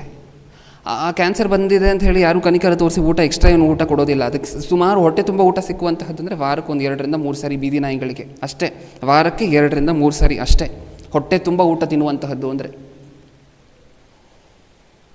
ಕ್ಯಾನ್ಸರ್ ಬಂದಿದ್ರು ಯಾರಿಗೂ ಹೇಳ್ಕೊಳ್ಳಂಗಿಲ್ಲ ಆ ಬಾಧೆನ, ಹಂಚ್ಕೊಳ್ಳಂಗಿಲ್ಲ ಆ ಬಾಧೆನ, ನೋವನ್ನು ಶೇರ್ ಮಾಡ್ಕೊಳ್ಳಂಗಿಲ್ಲ, ಡಾಕ್ಟ್ರ್ ಹತ್ರ ಹೋಗಿ ತೋರಿಸ್ಕೊಳ್ಳಂಗಿಲ್ಲ, ಯಾರೂ ತೋರಿಸೋರು ಇಲ್ಲ, ಕೇರ್ ತೊಗೊಳ್ಳುವಂಥವ್ರು ಇಲ್ಲ, ಹೊಟ್ಟೆ ತುಂಬ ಊಟ ಕೊಡುವಂಥವ್ರು ಇಲ್ಲ. ಇಷ್ಟನ್ನೆಲ್ಲ ಮೀರಿ ಆ ರೋಡಿಗೆ ಪೂರ್ತಿ ರಕ್ಷಣೆಯನ್ನು ಕೊಡ್ತಿರುತ್ತೆ. ನಿಜನಾ? ಬೇಡ, ನಿಮ್ಮ ಮನೇಲಿ ಕಟ್ಟಾಕಿರುವಂತಹ ನಾಯಿ ಬಗ್ಗೆ ಒಂದು ಸರಿ ಯೋಚನೆ ಮಾಡಿ ನೋಡಿ. ಹಾಕುವಂಥ ಆಹಾರ ಎಲ್ಲ ಏನು ಅದಕ್ಕೆ? ನಾವು ತಿಂದು ಮಿಕ್ಕಿರುವಂತಹದ್ದೇ. ಯಾವತ್ತಾದರೂ 1 kg ಚಿಕನ್ ಪೂರ್ತಿ ಯಾರಿಗೆ ಅಂದರೆ ನಮ್ಮ ನಾಯಿಗೆ ಅಂತ ಹೇಳಿ ತೊಗೊಂಡೋಗಿ ಹಾಕ್ತೀರಾ? ಇಲ್ಲ. ಏನು ಮಾಡ್ತೀವಿ? ನಾವು ತಿಂದು ಉಳಿದಿರುವಂತಹ ಮೂಳೆಗಳನ್ನು ಮಾತ್ರ ಅದರ ಪಾಲನ್ನಾಗಿ ಮಾಡ್ತೀವಿ. ನಿಜನಾ? ಆದರೂ ಏನು ಮಾಡಬೇಕು? ನಾಯಿ ಆಗೋದು ನಿಮ್ಮ ಮನೆಗೆ ಸೆಕ್ಯೂರಿಟಿಯನ್ನು ಕೊಡಬೇಕು. ನಾನು ಇಷ್ಟೊಳ್ಳೆ ಸರ್ವಿಸ್ ಕೊಡ್ತಿದ್ದೀನಲ್ಲ, ಇವರು ನನಗೆ ಇದಕ್ಕಿಂತ ದೊಡ್ಡ ಅವಮಾನ ನನಗಿಲ್ಲ ಅಂತ ಹೇಳಿ ಯಾವತ್ತಾದರೂ ನಾಯಿ ಆತ್ಮಹತ್ಯೆ ಮಾಡ್ಕೊಂಡಿರುವಂತಹದ್ದನ್ನು ನೀವು ಕೇಳಿದ್ದೀರಾ? ನ್ಯೂಸಲ್ಲಿ ನೋಡಿದ್ದೀರಾ? ಇಷ್ಟು ನಾಯಿಗಳು ಆತ್ಮಹತ್ಯೆ ಮಾಡಿಕೊಂಡಿದೆ ಇಷ್ಟು ವರ್ಷದಲ್ಲಿ, ಕೇಳಿದ್ದೀರಾ? ಇಲ್ಲ. ಹೋಗಲಿ, ಹಸುಗಳ ಜೀವನ ಶೈಲಿಯನ್ನು ಯೋಚನೆ ಮಾಡಿ ನೋಡೋಣ ಸ್ವಲ್ಪ ಹೊತ್ತು. ಹಸುಗಿರುವಂತಹ ಕಷ್ಟ ಆದರೂ ನಮಗಿದೆಯಾ? ಹಸು, ಓರಿ, ಇದರ ಬಗ್ಗೆ ಸ್ವಲ್ಪ ಹೊತ್ತು ಮಾತಾಡೋಣ. ಒಬ್ಬ ರೈತನು ತಾನು ವ್ಯವಸಾಯವನ್ನು ಶುರು ಮಾಡುವುದಕ್ಕಿಂತ ಮುಂಚೆ ಬೀಜವನ್ನು ಬಿತ್ತಬೇಕಾದ್ರೆ ಏನು ಮಾಡಬೇಕು? ಭೂಮಿಯನ್ನು ಏನು ಮಾಡಬೇಕು? ಬೀಜವನ್ನು ಬಿತ್ತುವುದಕ್ಕಿಂತ ಮುಂಚೆ ಉಳುಮೆ ಮಾಡಬೇಕಾ? ಹೌದಾ? ಅದನ್ನು ಹಸನು ಮಾಡಬೇಕಲ್ವ? ಓಕೆ, ಇದನ್ನು ಹಸನು ಮಾಡಲಿಕ್ಕೆ, ಉಳುಮೆ ಮಾಡಲಿಕ್ಕೆ ಯಾರನ್ನು ಉಪಯೋಗಿಸ್ಕೊಳ್ತಾನೆ? ಕಾನ್ಸಂಟ್ರೇಷನ್ ಪೂರ್ತಿ ಕಂಪ್ಲೀಟಾಗಿ ಸಂದೇಶ ಹೇಳಬೇಕಾದ್ರೆ ಈ ಕಡೆನೇ ಇರಬೇಕು. ಈಗ ಉಳುಮೆ ಮಾಡಬೇಕಾದ್ರೆ ರೈತನು ಯಾರನ್ನು ಉಪಯೋಗ ಮಾಡ್ಕೊಂಡಿದ್ದಾನೆ? ಹೌದಾ? ಎತ್ತನ್ನೇ ಉಪಯೋಗ ಮಾಡ್ಕೊಳ್ತಾನೆ. ಉಳುಮೆ ಮಾಡಿದ್ದಾಯಿತು. ಉಳುಮೆ ಮಾಡಿದ ನಂತರ ಬೀಜ ಬಿತ್ತಿದ ನಂತರ ಫಲ ಬರುತ್ತೆ ಕೈಗೆ. ಓಕೆ, ಫಲ ಬರುತ್ತೆ ಕೈಗೆ. ಈಗ ಭತ್ತ ಹಾಕಿದ್ದಾನೆ, ಈಗ ಬಂದಿದೆ ಕೈಗೆ ಅಂತ ಅಂದ್ಕೊಳ್ಳಿ. ಇದನ್ನೆಲ್ಲ ಯಾವ ಗಾಡೀಲಿ ತುಂಬಿಸ್ಕೊಂಡು ಹೋಗ್ತಾನೆ? ಮತ್ತೆ ಆಗಿನ ಕಾಲದಲ್ಲಾದರೆ, ಈಗಿನ ಕಾಲದಲ್ಲಿ ಟ್ರ್ಯಾಕ್ಟರ್ಗಳಿದೆ, ಆಗಿನ ಕಾಲದಲ್ಲಾದರೆ ಯಾವುದ್ರಲ್ಲಿ ತುಂಬಿಸ್ಕೊಂಡು ಹೋಗ್ತಾರೆ? ಮತ್ತೆ ಎತ್ತಿನ ಗಾಡೀಲೇ. ಉಳುಮೆ ಮಾಡಿದ್ದು ಎತ್ತಿನ ಸಹಾಯದಿಂದನೇ, ಅದನ್ನು ತೊಗೊಂಡು ಹೋಗಬೇಕಾದ್ರೆ ಉಪಯೋಗ ಮಾಡಿಕೊಂಡಿದ್ದು ಎತ್ತಿನ ಗಾಡಿನೇ. ಅದಾದ ನಂತರ ಈಗ ಇಷ್ಟೆಲ್ಲ ಅಂದರೆ ಒಂದು ಎತ್ತಿನ ಸಹಾಯವನ್ನು ತೊಗೊಂಡು ಉಳುಮೆ ಮಾಡಿದ್ದೀನಿ, ಮತ್ತು ಎತ್ತಿನ ಗಾಡಿಯಲ್ಲೇ ತೊಗೊಂಡು ಬಂದು ಗೂಡ್ಸನ್ನು ಟ್ರಾನ್ಸ್ಪೋರ್ಟ್ ಮಾಡ್ಕೊಂಡಿದ್ದೀನಿ. ಈಗ ಎತ್ತಿಗೆ ಏನಾದರೂ ಕೊಡಬೇಕು ಅಂತ ಹೇಳಿ ತಾನು ಬೆಳೆದಿರುವಂತಹದ್ದು ಏನಾದರೂ ಕೊಡ್ತಾನೆ? ಇಲ್ಲ. ಏನು ಕೊಡ್ತಾನೆ? ಒಟ್ಟು ಮಾತ್ರ ತಾನೆ. ಒಳಗಡೆ ಇರುವಂತಹ ಶ್ರೇಷ್ಠವಾಗಿರುವಂತಹ ಪದಾರ್ಥ ನಾವು ತೊಗೊಂಡು ಒಟ್ಟು ಮಾತ್ರ ತಾನೇ ಅದಕ್ಕೆ ಹಾಕುವಂತಹದ್ದು. ಓಕೆ, ಈಗ ಈ ಒಟ್ಟನ್ನು ನಮಗೆ ಯಾರಾದರೂ ಈ ಥರ ಮಾಡಿದರು ಅಂತ ಅಂದ್ಕೊಳ್ಳಿ. ನಾವು ಒಬ್ಬ ವ್ಯಕ್ತಿಗೆ ತುಂಬ ಹೆಲ್ಪ್ ಮಾಡಿ, ತುಂಬ ಸಹಾಯ ಮಾಡಿ, ಅವ್ರು ಹಿಂದಿರುಗಿ ಈ ಥರ ವೇಸ್ಟನ್ನು ನಮಗೆ ಕೊಟ್ಟಿದ್ರು ಅಂತ ಅಂದ್ಕೊಳ್ಳಿ. ನಾವೇನು ಮಾಡಿರ್ತಿದ್ವಿ? ಯಾವತ್ತೇ ಆತ್ಮಹತ್ಯೆ ಮಾಡ್ಕೊಂಡಿರ್ತಾ ಇದ್ವಿ. ಇದು ಮನುಷ್ಯರ ಸ್ವಭಾವ. ನಾವು ಜೀವನ ಪೂರ್ತಿ ಅದಕ್ಕೆ ವೇಸ್ಟನ್ನೇ ಫೀಡ್ ಮಾಡ್ತಾ ಹೋದರೂ ಸಹ ವೇಸ್ಟನ್ನೇ ಕೊಟ್ಟು ಹೊಟ್ಟೆ ತುಂಬಿಸ್ತಿದ್ರು. ಅದರ ಹೊಟ್ಟೆಯನ್ನು ಯಾವತ್ತೂ ಸಹ ತಿರುಗಿ ಬೀಳೋದಿಲ್ಲ ನೋಡಿ. ಯಾವತ್ತೂ ಸಹ ಸಾಯಬೇಕು ಅನ್ನುವಂಥ ಆಲೋಚನೆ ಅದಕ್ಕೆ ಬರೋದಿಲ್ಲ ನೋಡಿ. ಅದಾದ ನಂತರ ಓಕೆ, ಈ ಒಟ್ಟನ್ನು ಕೊಟ್ಟು ಅಲ್ಲಿಗೆ ನಿಲ್ಲಿಸ್ತೀವ? ಇಲ್ಲ. ಅದನ್ನು ತೊಗೊಂಡು ಅದನ್ನು ಅಕ್ಕಿಯನ್ನು ವಿಂಗಡಣೆ ಮಾಡಿ ಅನ್ನ ಮಾಡ್ತೀವಿ. ಅನ್ನ ಮಾಡಿದ ನಂತರ ಅನ್ನ ತೊಗೊಂಡು ಹಾಕ್ತೀವ? ಇಲ್ಲ. ಹಾಕುವಂತಹದ್ದು ಏನನ್ನು? ಗಂಜಿಯನ್ನು. ಅಂದರೆ ಇದರಲ್ಲೂ ಶ್ರೇಷ್ಠವಾಗಿರುವಂಥ ಪದಾರ್ಥ ನಮಗೆ ಬೇಡವಾಗಿರುವಂತಹ ಪದಾರ್ಥ ಅದಕ್ಕೆ. ಹಾಗಾದರೆ ನಾವು ಜೀವನ ಪೂರ್ತಿ ಏನಾದರೂ ಶ್ರೇಷ್ಠವಾಗಿರುವಂತಹದನ್ನು ಕೊಡ್ತೀವ? ಆದರೆ ಅದು ಮಾತ್ರ ನಮಗೆ ಜೀವನ ಪೂರ್ತಿ ಶ್ರೇಷ್ಠವಾಗಿರುವಂಥದ್ದು ಕೊಡ್ತಿದೆಯಾ ಇಲ್ವಾ? ಕೊಡ್ತಿದೆಯಾ? ನಮಗೆ ಬೇಕಾಗಿರುವಂಥ ಹಾಲು ಯಾವತ್ತಾದರೂ ನೀನು ನನಗೆ ಶ್ರೇಷ್ಠವಾಗಿರುವಂಥ ಆಹಾರ ಕೊಡ್ತಿಲ್ಲ ಅಂತ ಹೇಳಿ ಯಾವತ್ತಾದರೂ ಕಪ್ಪಗಿರುವಂಥ ಹಾಲು ಕೊಟ್ಟಿದೆಯಾ ಹಸು? ಇಲ್ಲ. ರೆಡ್ ಇರುವಂಥ ಹಾಲು ಅದು ಕೊಟ್ಟಿಲ್ಲ. ವೈಟ್ ಇರುವಂಥ ಹಾಲೇ ಕೊಡುತ್ತಾ? ಹಾಂ, ಅದು ಮಾತ್ರ ನಮಗೆ ಶ್ರೇಷ್ಠವಾಗಿರುವಂಥ ಪದಾರ್ಥನೇ ಕೊಡುತ್ತೆ. ನಾವು ಹಾಕುವಂತಹದ್ದೆಲ್ಲ ವೇಸ್ಟು. ಇದು ಒಂದಿನ 2 ದಿನ ಮಾಡುವಂತಹದ್ದಲ್ಲ ಪ್ರಿಯರೇ. ಜೀವನದುದ್ದಕ್ಕೂ ಸಹ ನಮ್ಮ ಸೇವೆ ಮಾಡಿ ಮಾಡಿ ಮಾಡಿ ಒಂದು ಮಾತಲ್ಲಿ ಹೇಳಬೇಕಂದ್ರೆ, ಐಗುಪ್ತ ದೇಶದಲ್ಲಿ ಇಸ್ರಾಯೇಲಿಯರು ಹೇಗೆ ಗುಲಾಮರಾಗಿದ್ದರೋ ಎಲ್ಲ ಪ್ರಾಣಿಗಳು ಸಹ ದೇವರು ನಮ್ಮ ಕೈ ಕೆಳಗೆ, ಮನುಷ್ಯರ ಕೈ ಕೆಳಗೆ ಹಾಗಿಟ್ಟಿದ್ದಾರೆ. ಪ್ರಾಣಿಗಳು ಯಾವತ್ತಾದರೂ ಆತ್ಮಹತ್ಯೆ ಮಾಡ್ಕೊಳ್ತಿದ್ದಾವೆ? ಇದನ್ನೆಲ್ಲ ನೋಡಿ ನನ್ನ ಕೈಲಿ ಇರಲಿಕ್ಕಾಗಲ್ಲ ಮನುಷ್ಯರ ಕೈ ಕೆಳಗೆ ಅಂತ ಹೇಳಿ ನಿಮಗೆ ಅನ್ನಿಸ್ಬಹುದು. ಬ್ರದರ್, ಪ್ರಾಣಿಗಳು ಆತ್ಮಹತ್ಯೆ ಮಾಡ್ಕೊಳ್ಳುವಂತಹದ್ದು ಏನು ಬ್ರದರ್ ಅಂತ ಹೇಳಿ. ವಿಜ್ಞಾನಿಗಳು ಪರಿಶೋಧನೆ ಮಾಡಿದ ನಂತರ ಗೊತ್ತಾದಂತಹ ಸತ್ಯ ಏನು ಗೊತ್ತಾ? ಈ ಮೇಕೆ, ಹಸು ಎಲ್ಲ ಯಾವ ಎಲೆ, ಯಾವ ಸೊಪ್ಪು ಅಂದರೆ ಅದೆಲ್ಲ ತಿನ್ನೋದಿಲ್ಲ ಪ್ರಿಯರೇ. ಅದಕ್ಕೆ ಯಾವ ಎಲೆಯನ್ನು ತಿಂದರೆ ಸತ್ತೋಗ್ತೀವಿ ಅಂತ ಗೊತ್ತು, ಯಾವ ಎಲೆಯನ್ನು ತಿಂದರೆ ಹೊಟ್ಟೆ ತುಂಬುತ್ತೆ ಅಂತಲೂ ಗೊತ್ತು. ಕಾಡಿಗೆ ತೊಗೊಂಡೋಗ್ಬಿಟ್ರೆ ಎಲ್ಲ ಎಲೆಗೂ ಹೋಗಿ ಬಾಯಿ ಹಾಕೋದಿಲ್ಲ. ಯಾವುದನ್ನು ತಿನ್ನಬೇಕೋ ಅದನ್ನು ಮಾತ್ರ ತಿನ್ನುತ್ತೆ. ಆದರೆ ಹಾಗಾದರೆ ಅದಕ್ಕೆ ಏನು ಗೊತ್ತು? ಸಾಯುವಂಥದ್ದು ಹೇಗೆ ಅಂತ ಗೊತ್ತಾ? ಸಾಕಾಗೋಗಿದೆ ಮನುಷ್ಯನ. ಹಸುಗಳಿಗೆ ಇನ್ನೊಂದು ತೊಂದರೆ ಇರುತ್ತೆ. ಈ ಬೀಟಲ್ಸ್ ಅಂತ ಹೇಳಿ ಕರಿತೀವಿ. ಮತ್ತು ತುಂಬ ಪಕ್ಷಿಗಳು, ಚಿಕ್ಕ ಚಿಕ್ಕ ಪಕ್ಷಿಗಳು ಈ ಹಸುವಿನ ಮೇಲೆ ಬಂದು ಏನು ಮಾಡ್ತಿರುತ್ತೆ ಅಂತ ನಿಮಗೆ ಗೊತ್ತು. ಎಲ್ಲ ಹಸುವಿನ ಮೇಲೆ ಬಂದು ಕೂತ್ಕೊಂಡು, ಹುಳುಗಳೆಲ್ಲ ಹಸುವಿನ ಮೇಲೆ ಹತ್ತಿ, ಕೆಲವು ಪಕ್ಷಿಗಳು ಹಸುವಿಗೆ ಒಂದು ಗಾಯ ಆಗಿದೆ ಒಂದು ಕಡೆ ಅಂತ ಹೇಳಿದ್ರೆ ಮೈ ಮೇಲೆ, ಆ ಗಾಯವನ್ನು ಬಂದು ಚುಚ್ಚುತ್ತೆ. ಕೆಲವು ಪಕ್ಷಿಗಳು ಬಂದು ಆ ಗಾಯದ ಮೇಲೆ ಕೂತ್ಕೊಂಡು ತಮ್ಮ ಬೀಕಲ್ಲಿ ಅದನ್ನು ಚುಚ್ಚುತ್ತೆ, ಆ ಗಾಯವನ್ನು. ಇನ್ನೊಂದು ಸ್ವಲ್ಪ ಪಕ್ಷಿಗಳು ಬಂದು ರಕ್ತವನ್ನು ಹೀರ್ತಾ ಇರುತ್ತೆ ಆ ಗಾಯದ ಹತ್ತಿರ ಕೂತ್ಕೊಂಡು. ಕೊಡಬಾರ್ದಾಗಿರುವಂಥ ಟಾರ್ಚರ್ಗಳೆಲ್ಲ ಕೊಡ್ತಿರುತ್ತೆ ಹುಳುಗಳು, ಪಕ್ಷಿಗಳು ಹಸುವಿಗೆ. ಅದೇ ನಾನು ಹೇಳಿದ್ನಲ್ವ, ವೆಟನರಿಯನ್ಸನ್ನು ಕೇಳಿದ್ರೆ ಹಿಂಸೆ, ಆ ಸಮಯದಲ್ಲಿ ಹಸುವಿಗೆ ಹಿಂಸೆ ಆಗುತ್ತೆ, ತುಂಬ ಹಿಂಸೆ ಆಗುತ್ತೆ ಅಂತ. ಅದಕ್ಕೆ ಹಸುಗಳೆಲ್ಲ ಗೋಡೆಗೆ ಉಚ್ಕೊಳ್ತಿರುವಂತಹದ್ದು ಮೈಯನ್ನೆಲ್ಲ ನೀವು ನೋಡಿದ್ದೀರ. ಇದು ಹಸುವಿನ ಸಮಸ್ಯೆ. ಹೇಳಿ, ಯಾವತ್ತು ಆತ್ಮಹತ್ಯೆ ಮಾಡ್ಕೊಂಡಿದೆ ಕೇಳಿದ್ದೀರಾ? ಆತ್ಮಹತ್ಯೆ ಮಾಡ್ಕೊಂಡಿದ್ದಾವೆ ಇಷ್ಟು ಹಸುಗಳು ಕೇಳಿದ್ದೀವ? ಹೋಗಲಿ, ಕೋಳಿಗಳು ಅದಕ್ಕೂ ಏನು ಉತ್ತಮವಾಗಿರುವಂತಹದ್ದೆಲ್ಲ ಇಲ್ಲ, ಎಲ್ಲ ವೇಸ್ಟೇ ಕೊಟ್ಟು ಬೆಳೆಸುವಂತಹದ್ದು. ಆದರೆ ಅದು ಮಾತ್ರ ನಮಗೆ ಕೊಡುವಂತಹದ್ದು ಉತ್ತಮವಾಗಿರುವಂತಹವುಗಳನ್ನು. ಇದು ಅವುಗಳ ಚರಿತ್ರೆ. ಯಾವತ್ತಾದರೂ ಕೇಳಿದ್ದೀವಿ ಆತ್ಮಹತ್ಯೆ ಮಾಡ್ಕೊಂಡಿರುವಂತಹದ್ದು? ಇಲ್ಲ. ಆದರೆ ನೀವೆಲ್ಲರಿಗಿಂತ ಶ್ರೇಷ್ಠರು, ನೀವೆಲ್ಲರಿಗಿಂತ ಉತ್ತಮರು ಅಂತ ಅನ್ನುವಂಥ ಮನುಷ್ಯರು ಮಾತ್ರ, ನಮ್ಮ ಕೈ ಕೆಳಗಿರುವಂತಹ ಜೀವಿಗಳು ಆತ್ಮಹತ್ಯೆ ಮಾಡ್ಕೊಳ್ತಿಲ್ಲ.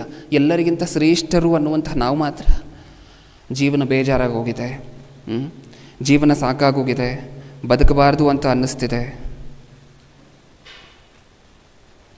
ಇಷ್ಟಕ್ಕೂ ದೇವರು ನಮ್ಮೆಲ್ಲರಿಗೂ ಏನನ್ನು ಬರ್ತಿದ್ದಾರೆ? ಸತ್ಯವೇದದಲ್ಲಿರುವಂಥ ಮಾತು. ನಮ್ಮೆಲ್ಲರಿಗೂ ಇಷ್ಟ ಆಯುಷ್ಕಾಲ ಅಂತ ಹೇಳಿ ಕೊಟ್ಟಿದ್ದಾರಾ? ನಾವು ಹುಟ್ಟಬೇಕಾದ್ರೆ ಫಿಕ್ಸ್ ಮಾಡಿ ಕೊಟ್ಟಿದ್ದಾರಾ ಇಲ್ವಾ? ಸತ್ಯವೇದವನ್ನು ಓಪನ್ ಮಾಡಿ ಒಂದು ಸಾರಿ ನೋಡಿ. ಕೀರ್ತನೆಗಳು 139ನೇ ಅಧ್ಯಾಯ 139ನೇ ಕೀರ್ತನೆ 16ನೇ ವಚನ. ನಾವಿನ್ನೂ ಹುಟ್ಟದೇ ಇರಬೇಕಾದ್ರೆ, ತಾಯಿ ಗರ್ಭದಲ್ಲಿರಬೇಕಾದ್ರೆ ದೇವರು ಏನು ಮಾಡಿದಾರಂತೆ? ನಾನು ಇನ್ನೂ ಕೇವಲ ಪಿಂಡವಾಗಿರುವಾಗ ನಿನ್ನ ಕಣ್ಣುಗಳು ನನ್ನನ್ನು ನೋಡಿದವು. ನನ್ನ ಆಯುಷ್ಕಾಲದ ಪ್ರಥಮ ದಿನವು ಪ್ರಾರಂಭವಾಗುವ ಮೊದಲೇ ಅಂದರೆ ನನಗೆ ಈ ಮಗುವಿಗೆ 1 ದಿನ ಆಗಿದೆ ವಯಸ್ಸು ಅಂತ ಹೇಳುವುದಕ್ಕಿಂತ ಮೊದಲೇ ದೇವರು ಏನು ಮಾಡಿದಾರಂತೆ? ಆ ಮಗುವಿಗೆ ಅದರ ಎಲ್ಲ ದಿನಗಳು ನಿನ್ನ ಪುಸ್ತಕದಲ್ಲಿ ಬರೆಯಲ್ಪಟ್ಟವು. ಅದರ ಎಲ್ಲ ದಿನಗಳು, ಮಗುವಿಂದು 1 ದಿನವೂ ಕಂಪ್ಲೀಟ್ ಆಗಿಲ್ಲ, ಮಗು ಹುಟ್ಟಿ 1 ದಿನವೂ ಆಗಿಲ್ಲ, ಅದಕ್ಕಿಂತ ಮುಂಚೆನೇ ದೇವರು ಏನು ಮಾಡಿದಾರಂತೆ? ಈ ಮಗು ಭೂಮಿಯ ಮೇಲೆ ಬಂದು 20,000 ದಿನ ಬದುಕಬೇಕು, 25,000 ದಿನ ಬದುಕಬೇಕು, 15,000 ದಿನ ಬದುಕಬೇಕು, ಈ ಥರ ಫಿಕ್ಸ್ ಮಾಡ್ಕೊಂಡಿದ್ದಾರಂತೆ ದೇವರು. ಹಾಗಾದರೆ ದೇವ್ರನ್ನ ಹುಟ್ಟುವುದಕ್ಕಿಂತ ಮುಂಚೆನೇ ನಮ್ಮ ಆಯುಷ್ಕಾಲವನ್ನು ನಿರ್ಣಯ ಮಾಡಿದ್ದಾರೆ, ಇಷ್ಟು ವರ್ಷ ಬದುಕಬೇಕು ನನ್ನ ಮಗ ಭೂಮಿಯ ಮೇಲೆ ಅಂತ ಹೇಳಿ. ಹೌದು. ಈಗ ನಾವು ಆತ್ಮಹತ್ಯೆ ಮಾಡ್ಕೊಳ್ತಿದ್ದೀವಿ ಅಂತ ಹೇಳಿದ್ರೆ ಅದಕ್ಕೆ ಅರ್ಥ ಏನು? ಈಗ ದೇವರು ಬರೆದಿಟ್ಕೊಂಡಿದ್ದಾರೆ ತನ್ನ ಪುಸ್ತಕದಲ್ಲಿ, ನನ್ನ ಮಗ ಇಷ್ಟು ವರ್ಷ ಬದುಕಬೇಕು ಅಂತ ಹೇಳಿ. ಈಗ ನಾವು ಆತ್ಮಹತ್ಯೆ ಮಾಡ್ಕೊಳ್ತಿದ್ದೀವಿ ಅಂದರೆ ಅದಕ್ಕೆ ಅರ್ಥ ಏನು ಹೇಳಿ? ದೇವರು ಬರೆದಿರುವಂಥ ಆಯುಷ್ಕಾಲವನ್ನು ಪೆನ್ ತೊಗೊಂಡು ನೀಟಾಗಿ ಸ್ಕ್ರಾಚ್ ಮಾಡಿಬಿಟ್ಟು ನಾವು ಒಂದು ಬರ್ಕೊಂಡ್ವಿ ಅಂತ ಅದರ ಅರ್ಥ. ಹೌದಾ? ದೇವರೊಬ್ಬ ಮನುಷ್ಯನಿಗೆ 40 ವರ್ಷ ಕೊಟ್ಟಿದ್ದಾರೆ ಆಯುಷ್ಕಾಲ ಅಂತ ಹೇಳಿದ್ರೆ, ಇಲ್ಲ ನಾನು 40 ವರ್ಷ ಬದುಕಲಿಕ್ಕೆ ನನಗೆ ಇಷ್ಟ ಇಲ್ಲ, ನಾನು 25 ವರ್ಷಕ್ಕೆ ಮರಣ ಹೊಂದುತ್ತೀನಿ ಅಂತ ಹೇಳಿ ತಾನೇ ತನ್ನ ಮರಣ ಶಾಸನವನ್ನು ಬರ್ಕೊಂಡಿದ್ದಾನೆ ಅಂತ ಹೇಳಿ ಅದರ ಅರ್ಥ. ಇದು ಸ್ವಾಭಾವಿಕವಾಗಿರುವಂತಹ ಸಾವ? ಆತ್ಮಹತ್ಯೆ ಅನ್ನುವಂತಹದ್ದು ಸ್ವಾಭಾವಿಕವಾಗಿರುವಂತಹ ಸಾವ ಅಲ್ಲ. ದೇವರು ಕೊಟ್ಟಿರುವಂಥ ಆಯುಷ್ಕಾಲವನ್ನು ಪೂರ್ತಿ ಬದುಕ್ತಿದ್ದೀವ? ಇಲ್ಲ. ದೇವರು ಒಂದಷ್ಟು ಆಯುಷ್ಕಾಲ ಕೊಟ್ಟಿದ್ದಾರೆ ಅಂದರೆ ಅದಕ್ಕೆ ಮಧ್ಯನೇ ನಾವೇ ಬ್ರೇಕ್ ಹಾಕ್ಕೊಳ್ತಿದ್ದೀವಿ. ಇಷ್ಟಕ್ಕೂ ನಮಗೆ ಆಯುಷ್ಕಾಲವನ್ನು ಸುಮ್ಮನೆ ಕೊಟ್ಟಿಲ್ಲ ಪ್ರಿಯರೇ ದೇವರು. ದೇವರ ಮೈಂಡಲ್ಲಿ ಒಂದು ಎಸ್ಟಿಮೇಷನ್ ಇದೆ. ನನ್ನ ಮಗ ಈ ಏಜಿಗೆ ಬಂದಾಗ ತಿಳುವಳಿಕೆ ಬರುತ್ತೆ ನನ್ನ ಮಗನಿಗೆ. ಅದಾದ ನಂತರ ಈ ಏಜಿಗೆ ಬಂದಾಗ ನನ್ನ ನಿಜವಾದ ದೇವರು ಯಾರು ಅಂತ ಹೇಳಿ ಹುಡುಕ್ಲಿಕ್ಕೆ ಶುರು ಮಾಡ್ತಾನೆ. ಈ ಏಜಿಗೆ ಬಂದಾಗ ಸುಮಾರು ಪುಸ್ತಕಗಳನ್ನು, ಸತ್ಯವೇದವನ್ನು, ಇನ್ನೊಂದು ಪುಸ್ತಕವನ್ನು, ಬೇರೆ ಧರ್ಮದ ಗ್ರಂಥವನ್ನೆಲ್ಲ ಓದಲಿಕ್ಕೆ ಶುರು ಮಾಡ್ತಾನೆ. ಇಷ್ಟು ಗ್ರಂಥಗಳಲ್ಲಿ ಸತ್ಯವೇದನೆ ಸತ್ಯ ಅಂತ ಹೇಳಿ ಈ ಏಜಿಗೆ ನನ್ನ ಮಗ ನನ್ನನ್ನು ತಿಳ್ಕೊಬಹುದು ಅಂತ ಹೇಳಿ ಒಂದು ಎಸ್ಟಿಮೇಷನ್ ಮಾಡಿ ದೇವರು ನಮಗೊಂದು ಅಷ್ಟು ಆಯುಷ್ಕಾಲವನ್ನು ಕೊಟ್ಟಿದ್ದಾರೆ. ನಿಜನ? ಒಂದು ಸಾರಿ ಅಪೋಸ್ತಲರ ಕೃತ್ಯಗಳನ್ನು ಓದ್ಕೊಂಬರೋಣ. ಅಪೋಸ್ತಲರ ಕೃತ್ಯಗಳು 17ನೇ ಅಧ್ಯಾಯ 26ನೇ ವಚನ. 17-26. ಆತನು ಒಬ್ಬನಿಂದಲೇ ಅಂದರೆ ಆದಾಮನಿಂದಲೇ ಎಲ್ಲ ಜನಾಂಗದವರನ್ನು ಹುಟ್ಟಿಸಿ ಅವರವರು ಇರತಕ್ಕ ಕಾಲಗಳನ್ನು, ಅಂದರೆ ನನ್ನ ಮಗ 2000 ಇಸ್ವಿಯಲ್ಲಿ ಹುಟ್ಟಬೇಕು, 1999ರಲ್ಲಿ ಹುಟ್ಟಬೇಕು, 90ರಲ್ಲಿ ಹುಟ್ಟಬೇಕು ಅಂತ ಹೇಳಿ ತಾನು ಹುಟ್ಟುವಂತಹ ಕಾಲವನ್ನು ನಿರ್ಣಯ ಮಾಡಿ ಆಮೇಲೆ ಏನು ಮಾಡಿದಾರಂತೆ? ಇನ್ನೂ ದೇವರು ಕಾಲಗಳನ್ನು, ಅವರವರ ನಿವಾಸಗಳ ಮೇರೆಗಳನ್ನು ನಿಷ್ಕರ್ಷಿಸಿ, ಅಂದರೆ ನನ್ನ ಮಗ ಇಂಡಿಯಾದಲ್ಲಿ ಹುಟ್ಟಬೇಕು, ನನ್ನ ಮಗ ಅಮೆರಿಕಾದಲ್ಲಿ ಹುಟ್ಟಬೇಕು, ಇದನ್ನು ದೇವರು ಫಿಕ್ಸ್ ಮಾಡಿದ್ದಾರೆ. ನಾವು ಹುಟ್ಟೋದಕ್ಕಿಂತ ಮುಂಚೆ ಏನೇನು ಫಿಕ್ಸ್ ಮಾಡಿದ್ದಾರೆ ದೇವರು? ತಾಯಿ ಗರ್ಭದಲ್ಲಿರಬೇಕಾದ್ರೇ ನಾವು ಎಷ್ಟು ವರ್ಷ ಬದುಕಬೇಕು ಭೂಮಿಯ ಮೇಲೆ ಬಂತು, ಯಾವ ಕಾಲದಲ್ಲಿ ಹುಟ್ಟಬೇಕು, 12ನೇ ಶತಮಾನದಲ್ಲಿ ಹುಟ್ಟಬೇಕಾ, 20ನೇ ಶತಮಾನದಲ್ಲಿ ಹುಟ್ಟಬೇಕಾ, ಯಾವ ಕಾಲದಲ್ಲಿ ಹುಟ್ಟಬೇಕು, ಯಾವ ಸ್ಥಳದಲ್ಲಿ ಹುಟ್ಟಬೇಕು. ನೆಕ್ಸ್ಟ್ ಅದಾದಮೇಲೆ ಅವರವರ ನಿವಾಸಗಳ ಮೇರೆಗಳನ್ನು ನಿಷ್ಕರ್ಷಿಸಿ ಭೂಮಂಡಲದಲ್ಲೆಲ್ಲ ವಾಸ ಮಾಡಿ ಒಂದು ವೇಳೆ ಅವರು ತಡವಾಡಿ ಕಂಡುಕೊಂಡಾರೇನೋ ಎಂದು ತನ್ನನ್ನು ಹುಡುಕುವವರನ್ನಾಗಿ ಮಾಡಿದನು. ಒಂದು ವೇಳೆ ನಾವು ಹೆಂಗಾದರೂ ಮಾಡಿ ಪರಿಶೀಲನೆ ಮಾಡಿ ಯಾವ್ದು ಸತ್ಯ ಯಾವ್ದು ಸುಳ್ಳು ಅಂತ ಹೇಳಿ ಸುಮಾರು ವಿಚಾರಗಳನ್ನು ನಾವು ಇದು ಸರಿನಾ ಇದು ತಪ್ಪ ಅಂತ ಹೇಳಿ ವಿಶ್ಲೇಷಿಸಿ ನನ್ನನ್ನು ಒಂದು ದಿನ ತಿಳ್ಕೊಳ್ತಾನೆ, ಅದಕ್ಕೋಸ್ಕರ ಇಷ್ಟು ಆಯುಷ್ಕಾಲವನ್ನು ಕೊಟ್ಟಿದ್ದೀನಿ ಅಂತ ಹೇಳಿ ದೇವರು ಆಯುಷ್ಕಾಲವನ್ನು ಫಿಕ್ಸ್ ಮಾಡ್ತಿದ್ದಾರೆ. ಸುಮ್ಮನೆ ಫಿಕ್ಸ್ ಮಾಡ್ತಿಲ್ಲ ದೇವರು. ಈ ಫ್ಯಾಕ್ಟರ್ಸ್ ಎಲ್ಲ ಕನ್ಸಿಡರ್ ಮಾಡಿ ಇದನ್ನೆಲ್ಲ ತಲೆಲಿಟ್ಕೊಂಡು ಓಕೆ ನನ್ನ ಮಗ ಇಷ್ಟು ವರ್ಷಕ್ಕೆ ಜ್ಞಾನ ಹೊಂದ್ಕೋತಾನೆ, ಇಷ್ಟು ವರ್ಷಕ್ಕೆ ದೇವರನ್ನು ಹುಡುಕ್ಲಿಕ್ಕೆ ಶುರು ಮಾಡ್ತಾನೆ, ಆಮೇಲೆ ಇಷ್ಟು ವರ್ಷಕ್ಕೆ ಬೇರೆ ಗ್ರಂಥಗಳನ್ನೆಲ್ಲ ಪರಿಶೋಧನೆ ಮಾಡಲಿಕ್ಕೆ ಶುರು ಮಾಡ್ತಾನೆ, ನಿಜವಾದ ದೇವರು ಯಾರು ಅಂತ ಹೇಳಿ ಸುಮಾರು ಚರ್ಚ್ಗಳನ್ನು ತಿರುಗ್ತಾನೆ. ಆಮೇಲೆ ನಿಜವಾದ ಸುವಾರ್ತೆ ಅಂದರೆ ಏನು ಅಂತ ಹೇಳಿ ಈ ಏಜಲ್ಲಿ ಅರ್ಥ ಆಗುತ್ತೆ ನನ್ನ ಮಗನಿಗೆ. ಆಮೇಲೆ ಈ ಏಜಿನಿಂದ ಹಿಡಿದು ಇಲ್ಲಿವರೆಗೂ ನಿಜವಾದ ಸುವಾರ್ತೆ ತಿಳ್ಕೊಂಡ್ಮೇಲೆ ಇಷ್ಟು ವರ್ಷ ಸೇವೆ ಮಾಡ್ತಾನೆ, ಇಲ್ಲಿಗೆ ಅವನು ಮರಣ ಅಂತ ಹೇಳಿ ದೇವರು ಮಾಡಿರುವಂಥ ಪ್ಲ್ಯಾನ್ ಇದು. ನಾವೇನು ಮಾಡ್ತಿದ್ದೀವಿ ಆ ಪ್ಲ್ಯಾನಿಗೆ? ಆತ್ಮಹತ್ಯೆ ಮಾಡ್ಕೊಳ್ಳುವಂಥ ಆಲೋಚನೆ ಮಾಡ್ತಿದ್ದೀವಿ ಮನುಷ್ಯರು ಅಂತ ಹೇಳಿದ್ರೆ ಏನು ಮಾಡ್ತಿದ್ದೀವಿ? ಆ ಪ್ಲ್ಯಾನಿಗೆ ವಿರುದ್ಧವಾಗಿ ಹೋಗ್ತಿದ್ದೀವ? ದೇವರು ಅಂದ್ಕೊಂಡಿರುವುದಕ್ಕೆ ವಿರುದ್ಧವಾಗಿ ಹೋಗ್ತಿದ್ದೀವ ಇಲ್ವಾ?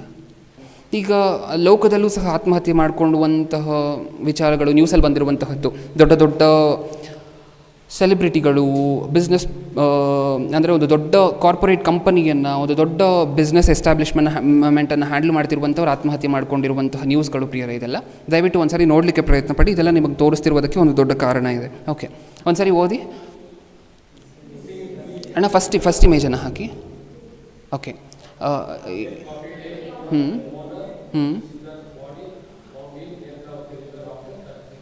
ಓಕೆ.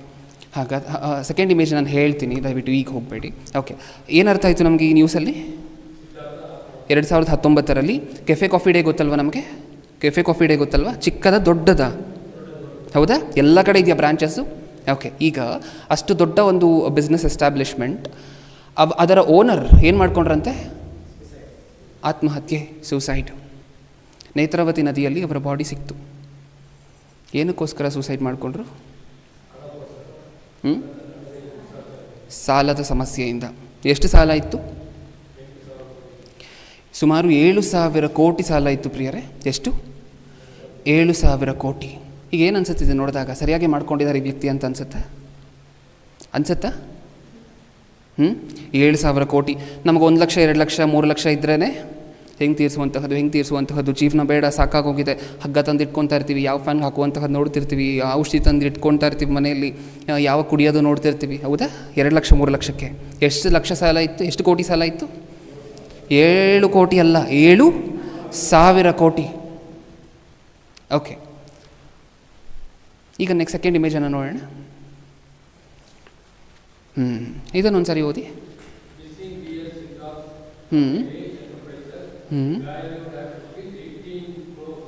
ಓಕೆ, ಹಾಗಾದರೆ ಅವರ ಸಾಲ ಎಷ್ಟಿತ್ತು? 7,000 ಕೋಟಿ. ಅವರ ಆಸ್ತಿಯ ಮೌಲ್ಯ ಎಷ್ಟು ಗೊತ್ತಾ? ಅವ್ರ ಮರಣ ಹೊಂದಬೇಕಾದ್ರೆ ಅವರ ಆಸ್ತಿಯ ಮೌಲ್ಯ ಎಷ್ಟು? 18,000 ಕೋಟಿ. ಜೊತೆಯಲ್ಲಿ ಅಲ್ಲ, 18,000 ಕೋಟಿಯಲ್ಲಿ ಏನು ಇನ್ಕ್ಲೂಡ್ ಆಗಿದೆ? ಬ್ರ್ಯಾಂಡ್ ನೇಮ್ ಇದೆಯಲ್ಲ, ಕೆಫೆ ಕಾಫಿ ಡೇ ಅನ್ನುವಂತಹ ಬ್ರ್ಯಾಂಡ್ ನೇಮ್ ಇದೆಯಲ್ಲ, ಆ ಒಂದು ಬ್ರ್ಯಾಂಡ್ಗಿರುವಂತಹ ವ್ಯಾಲ್ಯೂ ಎಷ್ಟಂತೆ? ಆ ಬ್ರ್ಯಾಂಡನ್ನು ಇನ್ನೊಬ್ಬರಿಗೆ ಅವ್ರು ಮಾರ್ಬಿಟ್ಟಿದ್ರು. ಎಷ್ಟು ಬರ್ತಾ ಇತ್ತು ಕೈಗೆ? 8,000 ಕೋಟಿ. ಸಾಲ ಇರುವಂತಹದ್ದು ಎಷ್ಟು? ಇಲ್ಲಿ ಆಸ್ತಿ ಇರುವಂತಹದ್ದು ಎಷ್ಟು ಟೋಟಲ್ ಆಗಿ? 18,000 ಕೋಟಿ. ಈಗ ಹೇಳಿ, ಸರಿಯಾಗಿರುವಂತಹದ್ದನ್ನು ಮಾಡಿಕೊಂಡ್ರೆ? ಹಾಗಾದರೆ ನಿಮ್ಗೆ ಇನ್ನೊಂದು ಪ್ರಶ್ನೆ ಕೇಳ್ತೀನಿ. ಹೋಗಲಿ, ಸಾಲ 7,000 ಕೋಟಿ ಇದೆ ಅಂತ ಹೇಳಿದ್ರೆ ಆಸ್ತಿ 1,000 ಕೋಟಿನೇ ಇದೆ ಅಂತ ಅಂದ್ಕೊಳ್ಳಿ. ಆವಾಗ ಸೂಸೈಡ್ ಮಾಡಿಕೊಂಡ್ರೆ ಆವಾಗ ಸರಿಯಾಗಿ ಇರುವಂತಹದ್ದು ಮಾಡಿಕೊಂಡ್ರು ಅಂತ ಅಂತೀರ? ಅದು ತಪ್ಪೇನಾ? ಇದು ಈ 2 ಇಮೇಜನ್ನು ತೋರಿಸ್ಲಿಕ್ಕೆ ಒಂದು ಕಾರಣ ಇತ್ತು ಪ್ರಿಯರೇ. 3ನೇ ಇಮೇಜನ್ನು ತೋರಿಸ್ಲಿಕ್ಕೆ 2 ಇಮೇಜನ್ನು ತೋರಿಸ್ಬೇಕಾಗಿತ್ತು. 3rd ಇಮೇಜ್ಗೆ ಹೋಗೋಣ. ಈಗ ಪ್ರಸ್ತುತ ಅವರು ಸೂಸೈಡ್ ಮಾಡ್ಕೊಂಡಿದ್ದು ಯಾವಾಗ? 2019. ಈಗ ಪ್ರಸ್ತುತ ಸಾಲದ ಪರಿಸ್ಥಿತಿ ಏನಾಗಿರಬೇಕು? ಆವಾಗಲೇ ಅವ್ರಿಗೆ ಅಷ್ಟೊಂದು ಕಷ್ಟ ಆಯಿತು ಸೂಸೈಡ್ ಮಾಡ್ಕೊಂಡ್ರು ಅಂದರೆ ಈಗ ಇನ್ನೆಷ್ಟು ಸಾಲ ಆಗಿರ್ಬೋದು? ನಿಜನಾ? ಈಗ ಇನ್ನೆಷ್ಟು ಸಾಲ ಆಗಿರಬಹುದು? ನಿಜನಾ? 7,000 ಕೋಟಿಯಿಂದ ಒಂದು 50,000 ಕೋಟಿ ಆಗಿರ್ಬೋದಾ ಸಾಲ? ಹೌದಾ? 3rd ಇಮೇಜನ್ನು ತೋರಿಸ್ತೀರಣ್ಣ.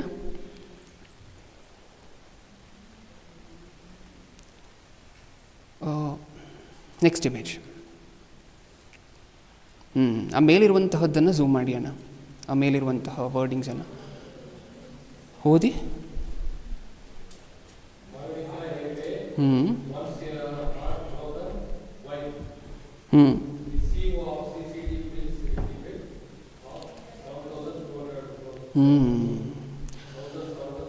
ಈತನು ಸೂಸೈಡ್ ಮಾಡಿಕೊಂಡ ನಂತರ ಈತನ ಪತ್ನಿ ಕೆಫೆ ಕಾಫಿ ಡೇಯ CEO ಆಗಬೇಕು ಅಂತ ಹೇಳಿ ಆ ಪೊಸಿಷನ್ಗೆ ಬರ್ತಾಳೆ.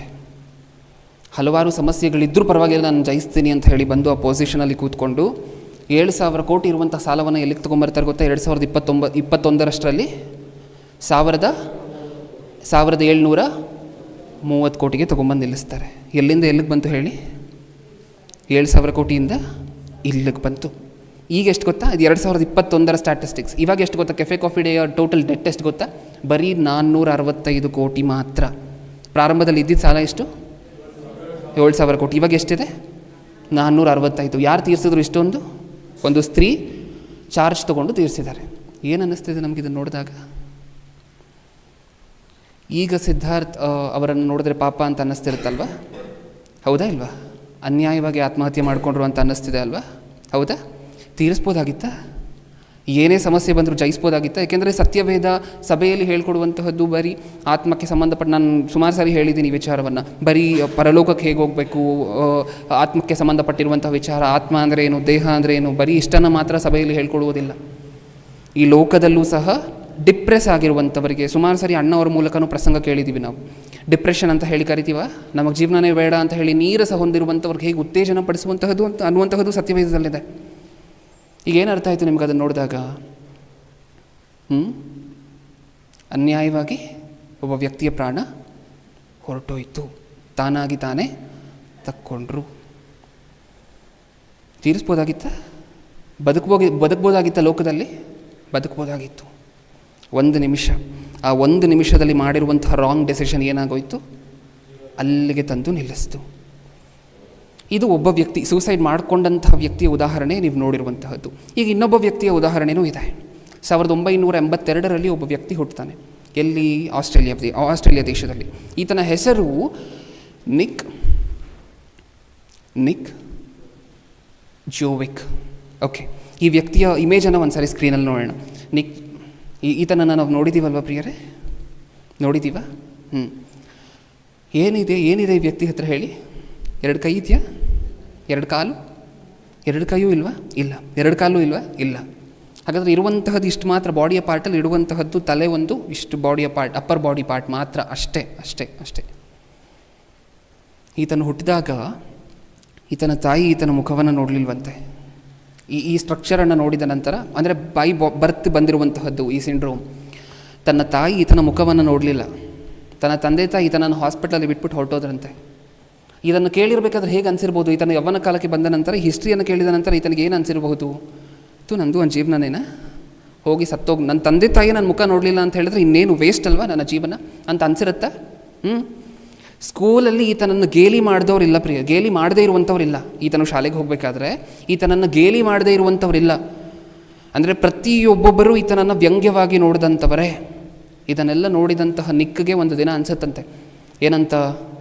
ಏನಂತ ನಾನು ಆತ್ಮಹತ್ಯೆ ಮಾಡ್ಕೋಬೇಕು, ಸೂಸೈಡ್ ಮಾಡ್ಕೋಬೇಕು, ನನಗೂ ಬದುಕಲಿಕ್ಕೆ ಇಷ್ಟ ಇಲ್ಲ ಅಂತ ಅನ್ಸುತ್ತಂತೆ. ಆ ಇಮೇಜ್, ನೆಕ್ಸ್ಟ್ ಇಮೇಜನ್ನು ಹಾಕಿಯನ್ನು ಅದು ತಾನೇ ಸ್ಟೇಟ್ಮೆಂಟ್ ಕೊಡಬೇಕಾದ್ರೆ ಅದನ್ನು ಸಹ ಹೇಳ್ತಾರೆ. ಅಲ್ಲಿದೆ ನೋಡಿ, ಅದನ್ನು ಒಂದು ಸರಿ ಓದಿ, ಹೈಲೈಟ್ ಆಗಿರುವಂತಹದನ್ನು ಮಾತ್ರ. ಕಾಣಿಸ್ತಿದೆಯಾ ನಿಮಗೆ? ಓಕೆ, ನಾನು ಓದ್ತಿದ್ದೀನಿ, ಗಮನ ಕೊಟ್ಟು ನೋಡಿ. Why Nick believes God prevented suicide ಅಂತ ಹೇಳಿದ್ರೆ, ತಾನು ನಂಬ್ತಿದ್ದಾನಂತೆ. ತನ್ನ ಸಾಕ್ಷಿಗಳಲ್ಲಿ, ತನ್ನ ಟೆಸ್ಟಮೋನಿಗಳಲ್ಲಿ ಹೇಳ್ಕೊಳ್ತಿದ್ದಾನೆ. ಏನಂತ? ನಾನು ಸೂಸೈಡ್ ಮಾಡ್ಕೋಬೇಕು ಅಂತ ಇದ್ದಾಗ ದೇವರು ಅದನ್ನು ತಡೆದ್ರು. ಅಂದರೆ ಈತನು ಸೂಸೈಡ್ ಮಾಡ್ಕೋಬೇಕು ಅಂತ ಅಂದ್ಕೊಂಡಿದ್ರೆ ಹೌದು.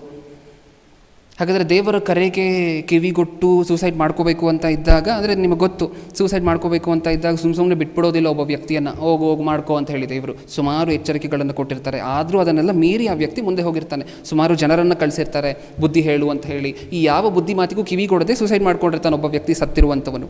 ಆದರೆ ಈತನಿಗೆ ದೇವರು ಕರೆಯನ್ನು ಕೊಟ್ಟಾಗ ಈತನೂ ಸಹ ಪ್ರಾಣವನ್ನು ತಗೋಬೇಕು ಅಂತ ಅಂದ್ಕೊಂಡಿದ್ದಾಗ ದೇವರು ಬೇಡ ಅನ್ನುವಂತಹ ಆ ಮಾತಿಗೆ ಏನು ಮಾಡಿದ್ರು ಈ ವ್ಯಕ್ತಿ?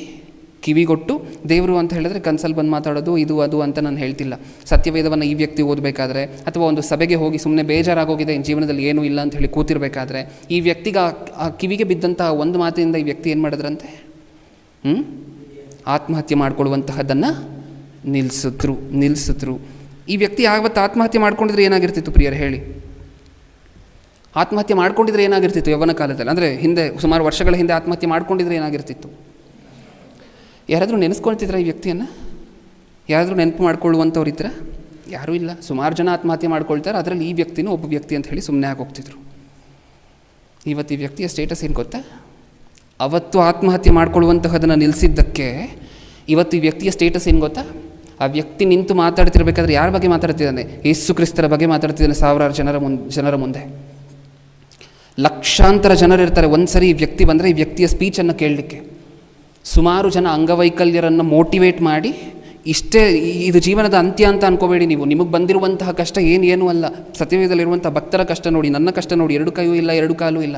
ನೀವು ಬದುಕಬೇಕು ಜೀವನದಲ್ಲಿ, ನೀವು ಬದುಕಿ ಏನಾದರೂ ಮಾಡಬೇಕು ದೇವರಿಗೋಸ್ಕರ ಅಂತ ಹೇಳಿ ಮೋಟಿವೇಟ್ ಮಾಡುವಂತಹ ವ್ಯಕ್ತಿ, ಮೋಟಿವೇಶ್ನಲ್ ಸ್ಪೀಕರ್, ಪಾಸ್ಟರ್. ಈಗ ಈ ವ್ಯಕ್ತಿ ನಾನು ಏನು ಹೇಳಲಿಕ್ಕೆ ಹೊರಟಿದ್ದೆ ಅಂತ ಹೇಳಿದ್ರೆ, ಈ ವ್ಯಕ್ತಿ ಅವತ್ತು ಆತ್ಮಹತ್ಯೆ ಮಾಡ್ಕೊಳ್ಳುವಂತಹದನ್ನು ನಿಲ್ಲಿಸಿದ್ದಕ್ಕೆ ಇವತ್ತು ಏನಾಯಿತು? ಸಾವಿರಾರು ಜನ ತಾನು ಹೇಳುವಂತಹ ಮಾತನ್ನು ಕೇಳ್ತಿದ್ದಾರೆ, ಕೇಳಿ ಮಾರ್ಪಟ್ಟು ದೇವ್ರ ಹತ್ರ ಬರ್ತಿದ್ದಾರೆ. ಆ ವ್ಯಕ್ತಿನೇ ಅಷ್ಟೊಂದು ಮಾಡಿದ್ದಾನೆ ಅಂತ ಹೇಳಿದ್ರೆ ಜೀವನದಲ್ಲಿ ದೇವರಿಗೋಸ್ಕರ ಇಷ್ಟು ಜನರನ್ನು ಮಾರ್ಪಡಿಸ್ತಿದ್ದಾನೆ ಅಂತ ಹೇಳಿದ್ರೆ 2 ಕೈ ಇಲ್ಲ, 2 ಕಾಲಿಲ್ಲ. ಈಗ 1 ಕಾಲಿಲ್ಲದೆ ಇರುವಂಥ ವ್ಯಕ್ತಿ ಏನು ಮಾಡ್ತಾನೆ ಈತನನ್ನು ನೋಡಿದಾಗ? ಸ್ಫೂರ್ತಿಯನ್ನು ತಗೊಂಡು ಮೋಟಿವೇಟ್ ಆಗಿ ನಾನೂ ದೇವರಿಗೋಸ್ಕರ ಏನಾದರೂ ಮಾಡಬಹುದು, ನನ್ನನ್ನು ದೇವರೇ ಹುಟ್ಟಿಸಿರುವಂತಹದ್ದು, ನಾನು ಹಿಂಗೆ ಹುಟ್ಟಿದ್ದೀನಿ ಅಂತ ಹೇಳಿದ್ರೆ ಅದು ದೇವರ ಚಿತ್ತೆಗೋಸ್ಕರನೇ ಅಂತ ಹೇಳ್ಕೊಂಡು ಈ ವ್ಯಕ್ತಿಯನ್ನು ನೋಡಿ ಎಷ್ಟು ಜನ ಪಾಠ ಕಲಿಬೋದು ಪ್ರಪಂಚದಲ್ಲಿ, ನಿಜನ? ಹೌದಾ? ಅದು ಆತ್ಮಹತ್ಯೆ ಮಾಡ್ಕೊಳ್ದೇ ಇದ್ದರೆ ಏನಾಗುತ್ತೆ, ಆ ಒಂದು ಕ್ಷಣವನ್ನು ನಾವು ಜಯಿಸಿದ್ರೆ ಏನಾಗುತ್ತೆ, ಇಷ್ಟ ಆಗೋಗುತ್ತೆ. ಆ ವ್ಯಕ್ತಿಗೆ ಈಗ ಸುಂದರವಾಗಿರುವಂಥ ಒಂದು ಕುಟುಂಬ, ಹೆಂಡತಿ, ಮಕ್ಕಳು ಎಲ್ಲರೂ ಇದ್ದಾರೆ. ಅವತ್ತು ಸೂಸೈಡ್ ಮಾಡ್ಕೊಂಡಿದ್ರೆ ಯಾರೂ ಇಲ್ಲ. ಹೌದಾ? ಸಿದ್ಧಾರ್ಥ ಅವ್ರ ಜೀವನವೂ ಅದೇ ಅಲ್ವಾ ಆಗಿದ್ದು, ನೀವು ನೋಡಿದ್ರಲ್ವ? ಇವತ್ತು ಬದುಕಿದ್ದಿದ್ರೆ ಏನು ಹೇಗೆ ಆಗಿರ್ತಿತ್ತು ಕಾಫಿ ಡೇ? ಹೌದಾ? ಸಾಲನೇ ಇಲ್ದಂಗೆ ಆಗೋಗಿರ್ತಿತ್ತಲ್ವ? ಅವತ್ತು ಆ ಒಂದು ಕ್ಷಣವನ್ನು ಜಯಿಸ್ತೇ ಇದ್ದಿದ್ದಕ್ಕೆ ಏನಾಗೋಯ್ತು? ಅನಾಹುತ. ಈಗ ಸಬ್ಜೆಕ್ಟನ್ನು ಶುರು ಮಾಡ್ತಿದ್ದೀನಿ, ಗಮನ ಕೊಟ್ಟು ಕೇಳಿಸ್ಕೊಳ್ಳಿ. ರೆಫರೆನ್ಸನ್ನು ಈಗ ಓದಲಿಕ್ಕೆ ಶುರು ಮಾಡೋಣ. ಇಷ್ಟನ್ನು ಏನಕ್ಕೋಸ್ಕರ ಅಂದರೆ ಒಂದು ಬ್ಯಾಕ್ಗ್ರೌಂಡ್ಗೋಸ್ಕರ ತೋರಿಸಿರುವಂತಹದ್ದು. ಈಗ ಇಷ್ಟಕ್ಕೂ ಈ ಆಲೋಚನೆ ಕೊಡುವಂತಹದ್ದು ಯಾರು ಅಂತ ಅನ್ನಿಸ್ತಿದೆ ಪ್ರಿಯರೇ ನಿಮಗೆ? ನಿನ್ನ ಪ್ರಾಣ ತಗೋ, ನಿನ್ನ ಪ್ರಾಣ ತಗೋ ಅಂದರೆ ಒಬ್ಬ ವ್ಯಕ್ತಿ ಹೋಗಿ ನೀವು ನೋಡಬಹುದು, ಒಂದು ಹಗ್ಗವನ್ನು ಕೊಟ್ಟು ಅಥವಾ ಒಂದು 20 ಫ್ಲೋರ್ ಬಿಲ್ಡಿಂಗ್ ಮೇಲಿಂದ ಕರ್ಕೊಂಡು ಹೋಗಿ ಕೆಳಗಡೆ ಬೀಳು ಅಂದರೆ ನಾವು ಬೀಳ್ತೀವ? ಕೆಳಗಡೆ ನೋಡಿದ್ರೇ ತಲೆ ಸುತ್ತ ಬರ್ತಿರುತ್ತೆ, ನಿಜನ? ಭಯ ಆಗ್ತಿರುತ್ತೆ. ಹೌದಾ? ನಾವು ಬೀಳ್ತೀವ?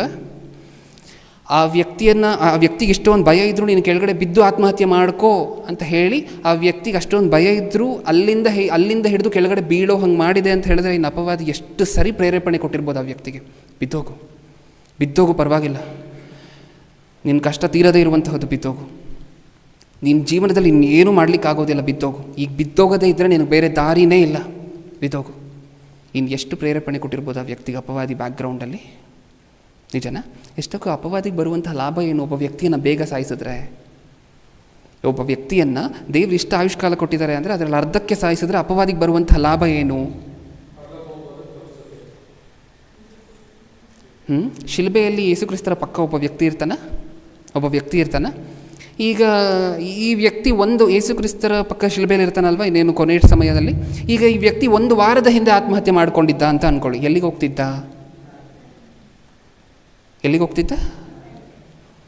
ಈಗ ಯೇಸುಕ್ರಿಸ್ತರ ಪಕ್ಕದಲ್ಲಿ ಆ ಕೊನೆ ಕ್ಷಣದವರೆಗೂ ಬದುಕಿದ್ದಕ್ಕೆ ಎಲ್ಲಿಗೆ ಹೋದ?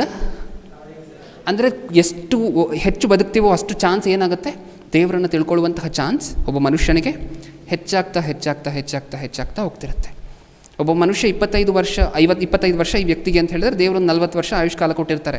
ಈಗ 40 ವಯಸ್ಸಿನಲ್ಲಿ ವರ್ಷಕ್ಕೊಂದು 2-3 ಸರಿ ದೇವರು ಅವಕಾಶ ಕೊಡ್ತಿದ್ದಾರೆ ಅಂತ ಅಂದ್ಕೊಳ್ಳಿ. ಈ ವ್ಯಕ್ತಿಗೆ ದೇವರ ಸುವಾರ್ತೆಯನ್ನು ಕಿವಿಗೆ ಬೀಳಿಸ್ತಿದ್ದಾರೆ. ವರ್ಷಕ್ಕೆ 2-3 ಸರಿ ದೇವರು ಇದನ್ನು ಪ್ರಯೋಗ ಮಾಡ್ತಿದ್ದಾರೆ ಈ ವ್ಯಕ್ತಿಯ ಮೇಲೆ, ಯಾವತ್ತಾದರೂ ತಿಳ್ಕೊಳ್ತಾನೆ ಅಂತ ಹೇಳಿ.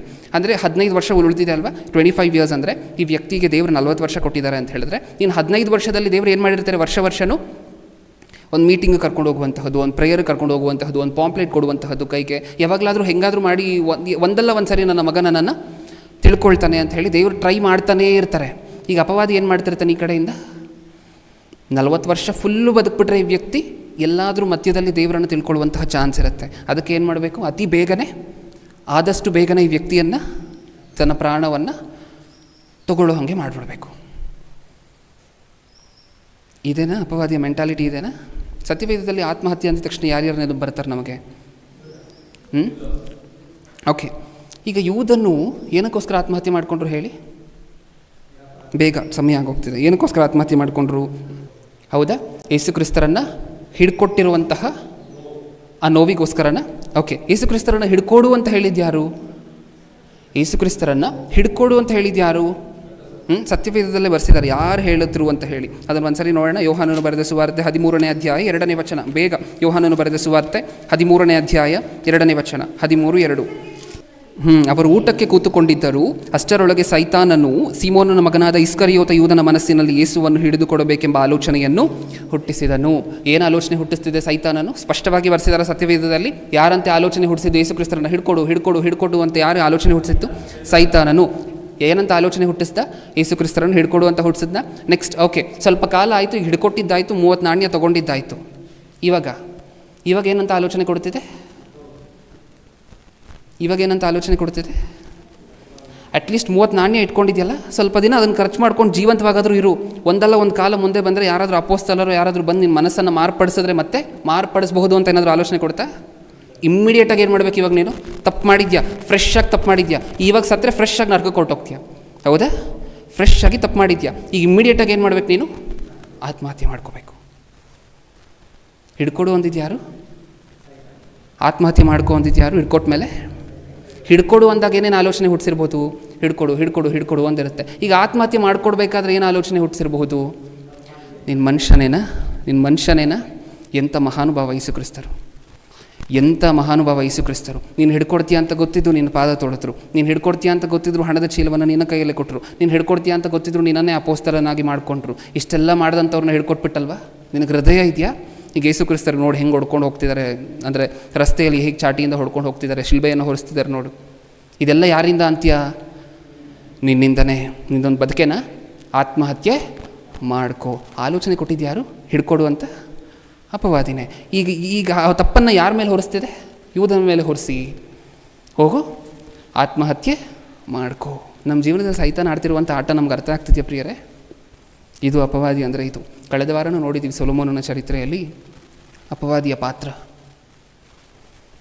ಇಷ್ಟು ಪಾತ್ರವನ್ನು ನಮಗೆ ಗೊತ್ತಿಲ್ಲ. ಇದು ನಮ್ಮ ಜೀವನದಲ್ಲೂ ಅಪವಾದಿ ಆಡ್ತಾನೆ ಇರುವಂತಹ ಆಟ. ಯೂದನ ಜೀವನದಲ್ಲೇ, ಯೇಸು ಕ್ರಿಸ್ತರ ಪಕ್ಕದಲ್ಲೇ ಇರುವಂಥ ಯೂದನ ಜೀವನದಲ್ಲಿ ಇಷ್ಟೊಂದು ಆಟ ಆಡುತ್ತೆ ಅಂದರೆ ನಮ್ಮ ಜೀವನದಲ್ಲಿ ಆಡ್ತಿಲ್ವಾ? ಯೂದನಿಗೆ ಏನೇನು ಪ್ರೇರೇಪಿಸ್ತು? ಹಿಡ್ಕೊಡುವಂಥ ಅಪವಾದಿನೇ ಪ್ರೇರೇಪಿಸ್ಬಿಟ್ಟು ಹಿಡ್ಕೊಟ್ಟಿದ್ದಕ್ಕೆ ಆತ್ಮಹತ್ಯೆ ಮಾಡ್ಕೋ ಅಂತಿದೆ. ಹಾಗಾದರೆ ನಮ್ಮ ಜೀವನದಲ್ಲೂ ಅದೇನಾ? ಪ್ರತಿಯೊಬ್ಬೊಬ್ಬ ಆತ್ಮಹತ್ಯೆ ಮಾಡ್ಕೊಳ್ಳುವಂತಹ ವ್ಯಕ್ತಿಯ ಜೀವನದಲ್ಲೂ ಅದೇ ನಡೆಯುತ್ತಾ?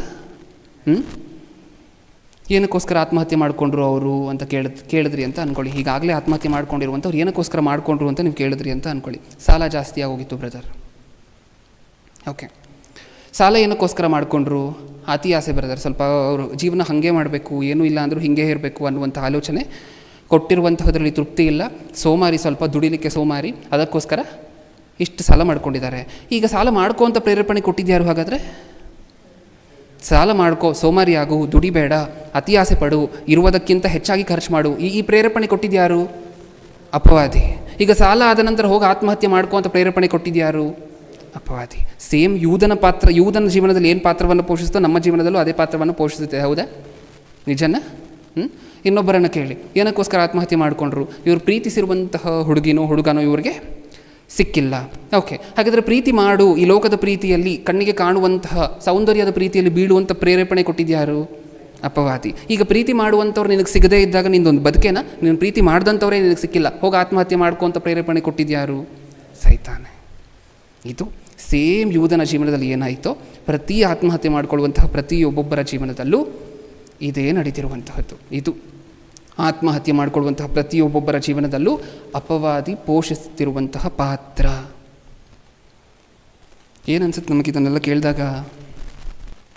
ಓಕೆ, ಈಗ ಸತ್ಯವೇದದಲ್ಲಿ ಆತ್ಮಹತ್ಯೆ ಅಂದಾಗ ಇನ್ನೊಬ್ಬರಿದ್ದಾರೆ. ಆತ್ಮಹತ್ಯೆ ಅಂದಾಗ ಇವರು ನೆನಪು ಬರಬೇಕು. ಯಾರು? ಆತ್ಮಹತ್ಯೆ ಮಾಡ್ಕೋಬೇಕು ಅಂತ ಇನ್ನೇನು ರೆಡಿ ಆಗ್ತಾರೆ ಅಷ್ಟರಲ್ಲಿ ಒಬ್ರು ಯಾರೋ ಬಂದು ತಡೀತಾರೆ. ಯಾರು? ಪೌಲ ಸೀಲರನ್ನು ಒಂದು ಸಾರಿ ಸೆರೆಮನೆಯಲ್ಲಿಟ್ಟಿರ್ತಾರೆ. ಆ ಸೆರೆಮನೆಯನ್ನು ಕಾಯಲಿಕ್ಕೆ ಒಬ್ಬ ಸೈನಿಕನಿರ್ತಾರೆ. ರೋಮ ಪ್ರಭುತ್ವದಲ್ಲಿ ಇರುವಂತಹ ಸ್ಟ್ರಿಕ್ಟ್ ಆಗಿರುವಂತಹ ರೂಲ್ ಏನಂದರೆ, ಇವ್ರು ಯಾವ ಸೆರೆಯನ್ನು ಕಾಯ್ತಿದ್ದಾರೋ ಆ ಸೆರೆಯಲ್ಲಿರುವಂಥವ್ರು ತಪ್ಪಿಸ್ಕೊಂಡ್ರು ಅಂತ ಅಂದ್ಕೊಳ್ಳಿ. ಓಕೆ, ಈಗ ಯಾರ ಪ್ರಾಣ ಹೋಗುತ್ತೆ? ಆ ಸೆರೆ ಮನೆಯನ್ನು ಕಾಯ್ತಿರುವಂತಹ ವ್ಯಕ್ತಿಯ ಪ್ರಾಣ ಹೋಗುತ್ತೆ. ಈಗ ಅಪೊಸ್ತಲರನ್ನು ಆ ಸೆರೆಯಲ್ಲಿ ಇಟ್ಟಿರಬೇಕಾದ್ರೆ ನಿಮಗೆ ಗೊತ್ತು, ಭೂಕಂಪ ಬರುತ್ತೆ, ಅವರ ಕೈಗೆ ಹಾಕಿರುವಂಥ ಹ್ಯಾಂಡ್ ಕಫ್ಸ್ ಎಲ್ಲ ಕೆಳಗೆ ಕಳಚಿ ಬೀಳುತ್ತೆ, ಬಾಗಿಲುಗಳು ಓಪನ್ ಆಗುತ್ತೆ, ಇದೆಲ್ಲ ನಮಗೆ ಗೊತ್ತಾ? ಓಕೆ, ಬಾಗಿಲು ಓಪನ್ ಆಗಿರುವಂತಹದನ್ನು ನೋಡ್ತಾರೆ. ಸ್ವಲ್ಪ ಹೊತ್ತು ನಿದ್ರೆ ಮಾಡಿ ಎಚ್ಚೆತ್ಬಿಟ್ಟು ಆ ಸೆರೆಮನೆಯ ಅಧಿಕಾರಿ ಬಾಗಿಲು ಓಪನ್ ಆಗಿರುವಂತಹದನ್ನು ನೋಡ್ತಾರೆ. ನೋಡಿದ ನಂತರ ಏನು ಅನ್ಸಿರುತ್ತೆ ವ್ಯಕ್ತಿಗೆ? ಇವರು ಕನ್ಫರ್ಮ್ ಆಗಿ ಒಳಗಡೆ ಇರುವಂಥವರೆಲ್ಲ ಖಚಿತವಾಗಿ ತಪ್ಪಿಸ್ಕೊಂಡಿರ್ತಾರೆ. ಈಗ ನಾನೇನು ಮಾಡಬೇಕು? ಹೇಗಿದ್ದರೂ ನಾಳೆ ಬೆಳಗ್ಗೆ ರೋಮ ಪ್ರಭುತ್ವ ಬಂದು ನನ್ನನ್ನು ಕ್ರೂರವಾಗಿ ಕೊಲ್ಲುವುದಕ್ಕಿಂತ ನಾನೇ ಏನು ಮಾಡ್ಕೋಬಹುದು? ಇವಾಗ ಆತ್ಮಹತ್ಯೆ ಮಾಡ್ಕೊಳ್ಬಹುದು ಅಂತ ಹೇಳಿ ತನ್ನ ಕತ್ತಿಯನ್ನು ತೊಗೊಂಡು ಕತ್ತಿಗೆ ಮೇಲೆ ಇಟ್ಕೋತಾರೆ. ಪ್ರಿಯರೇ, ಆತ್ಮಹತ್ಯೆ ಮಾಡ್ಕೋಬೇಕು ಅಂತ ರೆಡಿಯಾಗಿ ಹೋಗ್ತಾರೆ. ಅಷ್ಟರಲ್ಲಿ ಅಪೊಸ್ತಲನಾಗಿರುವಂಥ ಪೌಲನು ಒಂದು ಶೌಟ್ ಕೊಡ್ತಾರೆ. ಏನಂತ? ನೀವೇನು ಮಾಡ್ಕೋಬೇಡಿ, ನಾವೆಲ್ಲರೂ ಓಡೋಗುವಂತಹ ಜನ ಅಲ್ಲ, ಇಲ್ಲೇ ಇದ್ದೀವಿ ಅಂತ ಹೇಳಿ. ಆವಾಗ ವ್ಯಕ್ತಿ ಮಾರ್ಪಟ್ಬಿಡ್ತಾನೆ. ಆ ಸಂದರ್ಭವನ್ನು ಒಂದ್ಸರಿ ಓದೋಣ ಸತ್ಯವೇದದಿಂದ. ಅಪೊಸ್ತಲರ ಕೃತ್ಯಗಳು 16ನೇ ಅಧ್ಯಾಯ 27ನೇ ವಚನ, 16-27. ಹೌದಾ? ಸೆರೆಯ ಯಜಮಾನನು ನಿದ್ದೆಯಿಂದ ಎಚ್ಚೆತ್ತು ಅರಮನೆಯ ಕದಗಳು ತೆರೆದಿರುವುದನ್ನು ಕಂಡು ಸೆರೆಯದಲ್ಲಿದ್ದವರು ಓಡಿ ಹೋದರೆಂದು ಭಾವಿಸಿ ಕತ್ತಿಯನ್ನು ಹಿರಿದು ಆತ್ಮಹತ್ಯೆ ಮಾಡಿಕೊಳ್ಳಬೇಕೆಂದಿದ್ದನು. ಆದರೆ ಪೌಲನು ಮಹಾಶಬ್ದದಿಂದ ಕೂಗಿ ಅವನಿಗೆ, ನೀನೇನು ಕೇಡು ಮಾಡಿಕೊಳ್ಳಬೇಡ, ನಾವೆಲ್ಲರೂ ಇಲ್ಲೇ ಇದ್ದೇವೆ ಎಂದು ಹೇಳಲು ಅವನು ದೀಪ ತರಬೇಕೆಂದು ಕೂಗಿ ಒಳಕ್ಕೆ ಹಾರಿ ನಡಗುತ್ತಾ ಪೌಲಸೀಲರ ಮುಂದೆ ಬಿದ್ದನು ಮತ್ತು ಅವರನ್ನು ಹೊರಗೆ ಕರಕೊಂಡು ಬಂದು, ಸ್ವಾಮಿಗಳೇ, ಏನು ಮಾಡಿಬಿಟ್ಟಂತೆ ಆಮೇಲೆ ಈ ವ್ಯಕ್ತಿ, ನಾನು ರಕ್ಷಣೆ ಹೊಂದುವುದಕ್ಕೆ ಏನು ಮಾಡಬೇಕೆಂದು ಕೇಳಲು. ಅಂದರೆ ಯಾರ ಬಾಯಿಂದ ಬರ್ತಿರುವಂತಹ ಮಾತಿದು? ಇವಾಗ ತಾನೇ ಆತ್ಮಹತ್ಯೆ ಮಾಡ್ಕೊಂಡು ನರಕಕ್ಕೆ ಹೋಗಬೇಕು ಅಂತ ಅಂದ್ಕೊಂಡಿದ್ನಲ್ಲ, ಆ ವ್ಯಕ್ತಿಯ ಬಾಯಿಂದ ಬಂದಿರುವಂತಹ ಮಾತು ಏನು ಇಮಿಡಿಯೇಟಾಗಿ ಏನು ಮಾತು ಬರ್ತಿದೆ? ನಾನು ರಕ್ಷಣೆ ಹೊಂದಬೇಕಾದ್ರೆ ಏನು ಮಾಡಬೇಕು? 1 ನಿಮಿಷದ ಹಿಂದೆ ಸತ್ತಿದ್ರೆ ಎಲ್ಲಿಗೆ ಹೊರಟೋಗ್ತಿದ್ದ ಈ ವ್ಯಕ್ತಿ? 1 ನಿಮಿಷದ ಹಿಂದೆ ಸತ್ತಿದ್ರೆ ಎಲ್ಲಿಗೆ ಹೊರಟೋಗ್ತಿದ್ದ ಆತ್ಮಹತ್ಯೆ ಮಾಡಿಕೊಂಡು? ನರಕಕ್ಕೆ. 1 ನಿಮಿಷ, ಆ 1 ನಿಮಿಷ ತಡ ಮಾಡಿದ್ದಕ್ಕೆ ಏನಾಯ್ತಂತೆ ಮುಂದೆ? ಸ್ವಾಮಿಗಳೇ, ನಾನು ರಕ್ಷಣೆ ಹೊಂದುವುದಕ್ಕೆ ಏನು ಮಾಡಬೇಕೆಂದು ಕೇಳಲು ಅವರು ಕರ್ತನಾದ ಯೇಸುವಿನ ಮೇಲೆ ನಂಬಿಕೆ ಇಡು, ಆಗ ನೀನು ರಕ್ಷಣೆ ಹೊಂದುವಿ, ನಿನ್ನ ಮನೆಯವರು ರಕ್ಷಣೆ ಹೊಂದುವರು ಎಂದು ಹೇಳಿ ಅವನಿಗೂ ಅವನ ಮನೆಯಲ್ಲಿದ್ದವರೆಲ್ಲರಿಗೂ ದೇವರ ವಾಕ್ಯವನ್ನು ತಿಳಿಸಿದರು. ಆಮೇಲೆ ಅವನು ರಾತ್ರಿ ಅದೇ ಗಳಿಕೆಯಲ್ಲಿ ಅವರನ್ನು ಕರಕೊಂಡು ಹೋಗಿ ಅವರ ಗಾಯಗಳನ್ನು ತೊಳೆದ ಕೂಡಲೇ ತಾನು ತನ್ನವರೆಲ್ಲರ ಸಹಿತವಾಗಿ ದೀಕ್ಷಾ ಸ್ನಾನ ಮಾಡಿಸಿಕೊಂಡರು. ಏನು ಮಾಡಿಸ್ಕೊಂಡ್ರು? ದೀಕ್ಷಾ ಸ್ನಾನನ. ಎಲ್ಲಿಂದ ಎಲ್ಲಿಗೆ ಬಂತು ಅಂತ ಅರ್ಥ ಆಯ್ತಾ ಟ್ರಾನ್ಸಿಷನ್? ಕ್ರೈಸ್ತರ ಪಾತ್ರ ಏನು ಗೊತ್ತಾ? ಇಲ್ಲ ನಾನು ಸತ್ತೋಗಬೇಕು, ಇಲ್ಲ ನಾನು ಸತ್ತೋಗಬೇಕು, ಬಿಡಿ ಬಿಡಿ ಬಿಡಿ ಅಂತ ಯಾರಾದರೂ ಇಂಜೆಕ್ಷನ್ ಇಟ್ಕೊಂಡು ಕೈಯಲ್ಲಿ ಇಲ್ಲ ನಾನು ಕೊಟ್ಕೊಂಡು ಸತ್ತೋಗ್ಬಿಡ್ತೀನಿ ಅಂತ ಹೇಳಿ, ಪಾಯ್ಸನ್ ತೊಗೊಂಡು ಅಥವಾ ಕುಡಿದ್ಬಿಟ್ಟು ಸತ್ತೋಗ್ತೀನಿ ಅಂತ ಹೇಳಿ ಬಿಡಿ ಬಿಡಿ ಬಿಡಿ ಅಂತ ಕಿರ್ಚಾಡ್ತಿರುವಂತಹ ವ್ಯಕ್ತಿಯನ್ನು ನಿಮ್ಮ ಕೈಯಲ್ಲಿ ತೊಗೊಂಬಂದು ಕೊಟ್ಟರೂ ಸಹ ಯಾವ ಸ್ಥಿತಿಗೆ ತರಬೇಕು ಅವನನ್ನು? 5 ನಿಮಿಷ ಟೈಮ್ ಕೊಟ್ಟರು ದೇವರಿಗೋಸ್ಕರ ಏನಾದರೂ ಮಾಡಲೇಬೇಕು ನಾನು ಬದುಕಿತ್ತು ಅನ್ನುವಂಥ ಸ್ಥಿತಿಗೆ ತರಬೇಕು. ಅದು ಪ್ರತಿ ಕ್ರೈಸ್ತರ ಪಾತ್ರ. ಪೌಲನ್ ಅದೇ ಅಲ್ವ ಮಾಡಿತ್ತು. ಆತ್ಮಹತ್ಯೆ ಮಾಡ್ಕೋಬೇಕು, ಇನ್ನೇನು ಕತ್ತಿಯನ್ನು ತೊಗೊಂಡು ಕುತ್ತಿಗೆ ಮೇಲೆ ಇಟ್ಕೊಂಡಿದ್ದಾರೆ, ಆಗೋಯ್ತು. 1-2-3 ಸೆಕೆಂಡ್ ಕೊಟ್ಟರೆ ಆಗೋಯ್ತು, ಕುಯ್ಕೊಂಡ್ರೆ ಮುಗಿದು ಹೋಯ್ತು. ಅಲ್ಲಿಂದ ಎಲ್ಲಿಗೆ ತಂದುಬಿಟ್ರು ಆ ವ್ಯಕ್ತಿಯನ್ನು ರಕ್ಷಿಸಿ, ಆ ವ್ಯಕ್ತಿಯಲ್ಲಿರುವಂಥವ್ರ ಮನೆಯಲ್ಲಿ ಅವ್ರನ್ನೆಲ್ಲ ರಕ್ಷಿಸಿ ದೀಕ್ಷಾ ಸ್ನಾನ ಕೊಟ್ಟು ಮಾರ್ಪಡಿಸಿದ್ರು. ಈ ವ್ಯಕ್ತಿಯ ಕುಟುಂಬ ಸಾಕ್ಷಿಯಾಗಿ ನಿಂತ್ಕೊಂಡಿರುತ್ತೆ. ಅದಲ್ವಾ ಕ್ರೈಸ್ತರ ಪಾತ್ರ ಅಂದರೆ? ಇದೆ ಅಲ್ವಾ? ಒಂದು ಕಡೆ ಯೂದನ ಚರಿತ್ರೆ ಕಾಣಿಸ್ತಿದೆ ನಿಮಗೆ, ಇನ್ನೊಂದು ಕಡೆ ಯಾರ ಚರಿತ್ರೆ ಕಾಣಿಸ್ತು ಇವಾಗ ತಾನೆ? ಹೌದಾ? ಸೆರೆಮನೆಯ ಅಧಿಕಾರಿ ಈ ವ್ಯಕ್ತಿಯ ಚರಿತ್ರೆ ಕಾಣಿಸ್ತಿದೆ.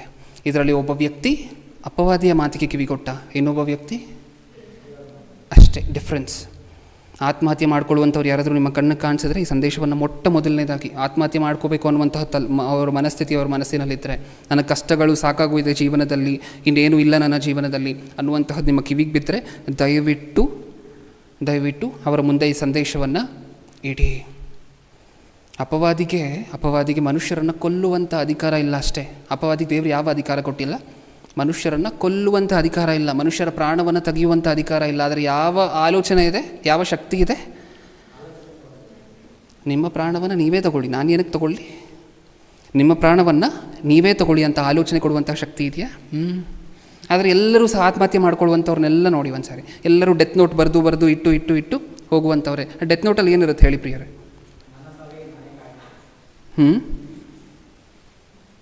ಏನಿರುತ್ತೆ ಡೆತ್ ನೋಟಲ್ಲಿ? ನನ್ನ ಸಾವಿಗೆ ಇವರೇನ ಕಾರಣ? ನಿಜವಾಗ್ಲೂ ಇವರೇ ಕಾರಣ ಅಂತ ಅನ್ನಿಸ್ತಾ ಈ ಸಂದೇಶ ಕೇಳಿದ ನಂತರ? ನನ್ನ ಸಾವಿಗೆ ಅಪವಾದಿ ಕಾರಣ, ಅದು ನಿಜವಾದ ಡೆತ್ ನೋಟ್. ಆ ಸತ್ಯ ಗೊತ್ತಿರುವಂಥವ್ರು ಯಾರು ಆತ್ಮಹತ್ಯೆ ಮಾಡ್ಕೊಳ್ಳೋದಿಲ್ಲ. ಆತ್ಮಹತ್ಯೆ ಮಾಡ್ಕೊಳ್ತಿದ್ದಾರೆ ಅಂತ ಹೇಳಿದರೆ 20 ಫ್ಲೋರಿಂದ ಕೆಳಗಡೆ ಬೀಳ್ತಿದ್ದಾನೆ ಆ ವ್ಯಕ್ತಿ ಅಂತ ಹೇಳಿದರೆ ಇನ್ನು ಎಷ್ಟು ಧೈರ್ಯ ಇರ್ಬೋದು ಆ ವ್ಯಕ್ತಿಗೆ? ಹೌದಾ? ಆ ವ್ಯಕ್ತಿ ಇನ್ನೊಂದು ಸ್ವಲ್ಪ ದಿನ ಬದುಕಿದ್ರೆ ಜೀವನದಲ್ಲಿ ಇನ್ನೇನೇನು ಮಾಡ್ಬೋದು ದೇವರಿಗೋಸ್ಕರ? ಹೌದಲ್ವ? ಇನ್ನೇನೇನು ಮಾಡ್ಬೋದು? ಅಷ್ಟೊಂದು ಧೈರ್ಯ, ಪ್ರಾಣವನ್ನು ಕಳ್ಕೊಳ್ಳುವಂತಹ ಎಲ್ಲರಿಗೂ ಬರೋದಿಲ್ಲ ಧೈರ್ಯ. ಪಾಯ್ಸನ್ ಬಾಟ್ಲು ತೊಗೊಂಡು ಕುಡಿಯೋಕ್ಕೆ ಯಾವಾಗಲಾದರೂ ಟ್ರೈ ಮಾಡಿ ನೋಡಿ, ಆಗುತ್ತಾ ಅಂತ ಹೇಳಿ. ಹೌದಾ? ಅಂದರೆ ಅಷ್ಟೊಂದು ಧೈರ್ಯ ಇರಬೇಕಾದ್ರೆ ಈ ವ್ಯಕ್ತಿ ಒಂದು ವೇಳೆ ಏನಾದರೂ ರಕ್ಷಣೆ ಮಾರ್ಗದಲ್ಲಿ ಬಂದುಬಿಟ್ರೆ ಇನ್ನೆಷ್ಟು ಜನರನ್ನು ಮಾರ್ಪಡಿಸ್ಬಿಡ್ತಾನೆ? ಇನ್ನೆಷ್ಟು ಜನರನ್ನು ಮಾರ್ಪಡಿಸ್ತಾನೆ? ಇನ್ನೆಷ್ಟು ಈ ಪ್ರಪಂಚವನ್ನು ನಡಗಿಸ್ತಾನೆ? ಹೌದಾ? ಅವಳಿಗೆ ಕಷ್ಟ ಅಂತೀವಿ, ಕಷ್ಟಕ್ಕೋಸ್ಕರ ಆತ್ಮಹತ್ಯೆ ಮಾಡಿಕೊಂಡು, ಏನಕ್ಕೋಸ್ಕರ? ಕಷ್ಟಕ್ಕೋಸ್ಕರ ಆತ್ಮಹತ್ಯೆ ಮಾಡ್ಕೊಂಡು. ಇಷ್ಟಕ್ಕೂ ಸತ್ಯವೇದದಲ್ಲಿರುವಂಥ ಭಕ್ತರಿಗಿಂತ ದೊಡ್ಡ ಕಷ್ಟ ಇದೆಯಾ ನಮಗೆ? ನೀವು ನೋಡಿದ್ರಿ ಆ ಸಿದ್ಧಾರ್ಥ ಅವ್ರಿಗೆ ಎಷ್ಟು ಸಾಲ ಇತ್ತು? 7,000 ಕೋಟಿ ಆಸ್ತಿ ಎಷ್ಟಿತ್ತು? ಕ್ಲಿಯರ್ ಮಾಡ್ಬೋದಾಗಿತ್ತಾ? ಕಷ್ಟದಿಂದ ಹೊರಗಡೆ ಬೀಳ್ಬೋದಿತ್ತಾ? ಬೀಳ್ಬೋದಿತ್ತು. ಆದರೆ ಸತ್ಯವೇದದಲ್ಲಿರುವಂಥ ಭಕ್ತರ ಕಷ್ಟ ಹಂಗಿರಲಿಲ್ಲ ಪ್ರಿಯರು. ಯೋಬನ ಗತಿ ನಿಮ್ಮೆಲ್ಲರಿಗೂ ಗೊತ್ತು, ಯೋಬನ ಕಷ್ಟ ನಿಮ್ಮೆಲ್ಲರಿಗೂ ಗೊತ್ತು. ಏನೂ ಇರಲಿಲ್ಲ ಕೈಯಲ್ಲಿ. ಇವ್ರಿಗೆ 18,000 ಕೋಟಿ ಇತ್ತು, 7,000 ಕೋಟಿ ಸಾಲ ಇತ್ತು. ಯೋಬನಿಗೆ ಏನೂ ಇರಲಿಲ್ಲ. ಆಸ್ತಿ ಹೋಯಿತು, ಮಕ್ಕಳು ಹೋದರು, ಸಂಬಂಧಿಕರು, ಬಂಧು ಬಳಗ ಎಲ್ಲ ದೂರ ಆಯಿತು. ಕೊನೆಗೆ ಶರೀರಕ್ಕೆ ವಿಪರೀತವಾಗಿರುವಂತಹ ತಡೆಯೋಕ್ಕಾಗದೇ ಇರುವಂತಹ ರೋಗ ಬಂತು. ಆತ್ಮಹತ್ಯೆ ಮಾಡಿಕೊಂಡ್ರೆ ಅಲ್ಲಾಡಲಿಲ್ಲ ಆ ವ್ಯಕ್ತಿ. ದೇವ್ರು ಕೊಟ್ಟರು, ದೇವ್ರು ತೊಗೊಂಡ್ರು. ಇದು ಏನು ಡೈಲಾಗ್ ಇದು? ನಮ್ಗೆ ಚಿಕ್ಕದು ಅನ್ನಿಸ್ಬೋದು, ಯಾವಾಗಲೂ ಕೇಳ್ತಿರ್ತೀವಲ್ಲ, ದೇವ್ರು ಕೊಟ್ಟರು, ದೇವ್ರು ತೊಗೊಂಡ್ರು, ದೇವ್ರು ಕೊಟ್ಟರು, ದೇವ್ರು ತೊಗೊಂಡ್ರು ಅಂತ ಹೇಳೋದಕ್ಕೆ ಆ ಡೈಲಾಗ್ ಚಿಕ್ಕದು ಅನ್ನಿಸ್ಬೋದು ನಮಗೆ. ಯಾರ ಬಾಯಿಂದಲೂ ಬರೋದಿಲ್ಲ ಆ ಮಾತು. ಹೌದಾ? ಅಲ್ಲಾಡಲಿಲ್ಲ. ಅದು ವಿಶ್ವಾಸದಲ್ಲಿ ನಿಲ್ಲುವಂತಹದ್ದು ಅಂದರೆ ಅದು. ಇಷ್ಟಕ್ಕೂ ಪೌಲನು ಒಂದು ಮಾತು ಹೇಳ್ತಾರೆ. ಇಷ್ಟಕ್ಕೂ ಪೌಲನಿಗೆ ಬಂದಂತಹ ಕಷ್ಟದ ನಿಮಿತ್ತ ಪೌಲನು ಒಂದು ಮಾತು ಹೇಳ್ತಾರೆ. ಕರೆಕ್ಟಾಗಿ 1.5 ನಿಮಿಷ ಮುಗಿಸ್ಕೊಳ್ಳೋಣ. ಬೇಗ ಕೊರಿಂಥದವರಿಗೆ ಬರೆದ 2ನೇ ಪತ್ರಿಕೆ 4ನೇ ಅಧ್ಯಾಯ 8ನೇ ವಚನವನ್ನು ಓದಿ. ಕೊರಿಂಥದವರಿಗೆ ಬರೆದ 2ನೇ ಪತ್ರಿಕೆ 4:8.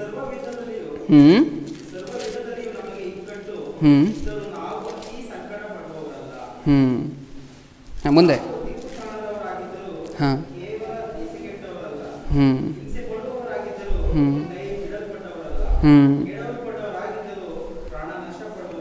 ಹೌದಾ?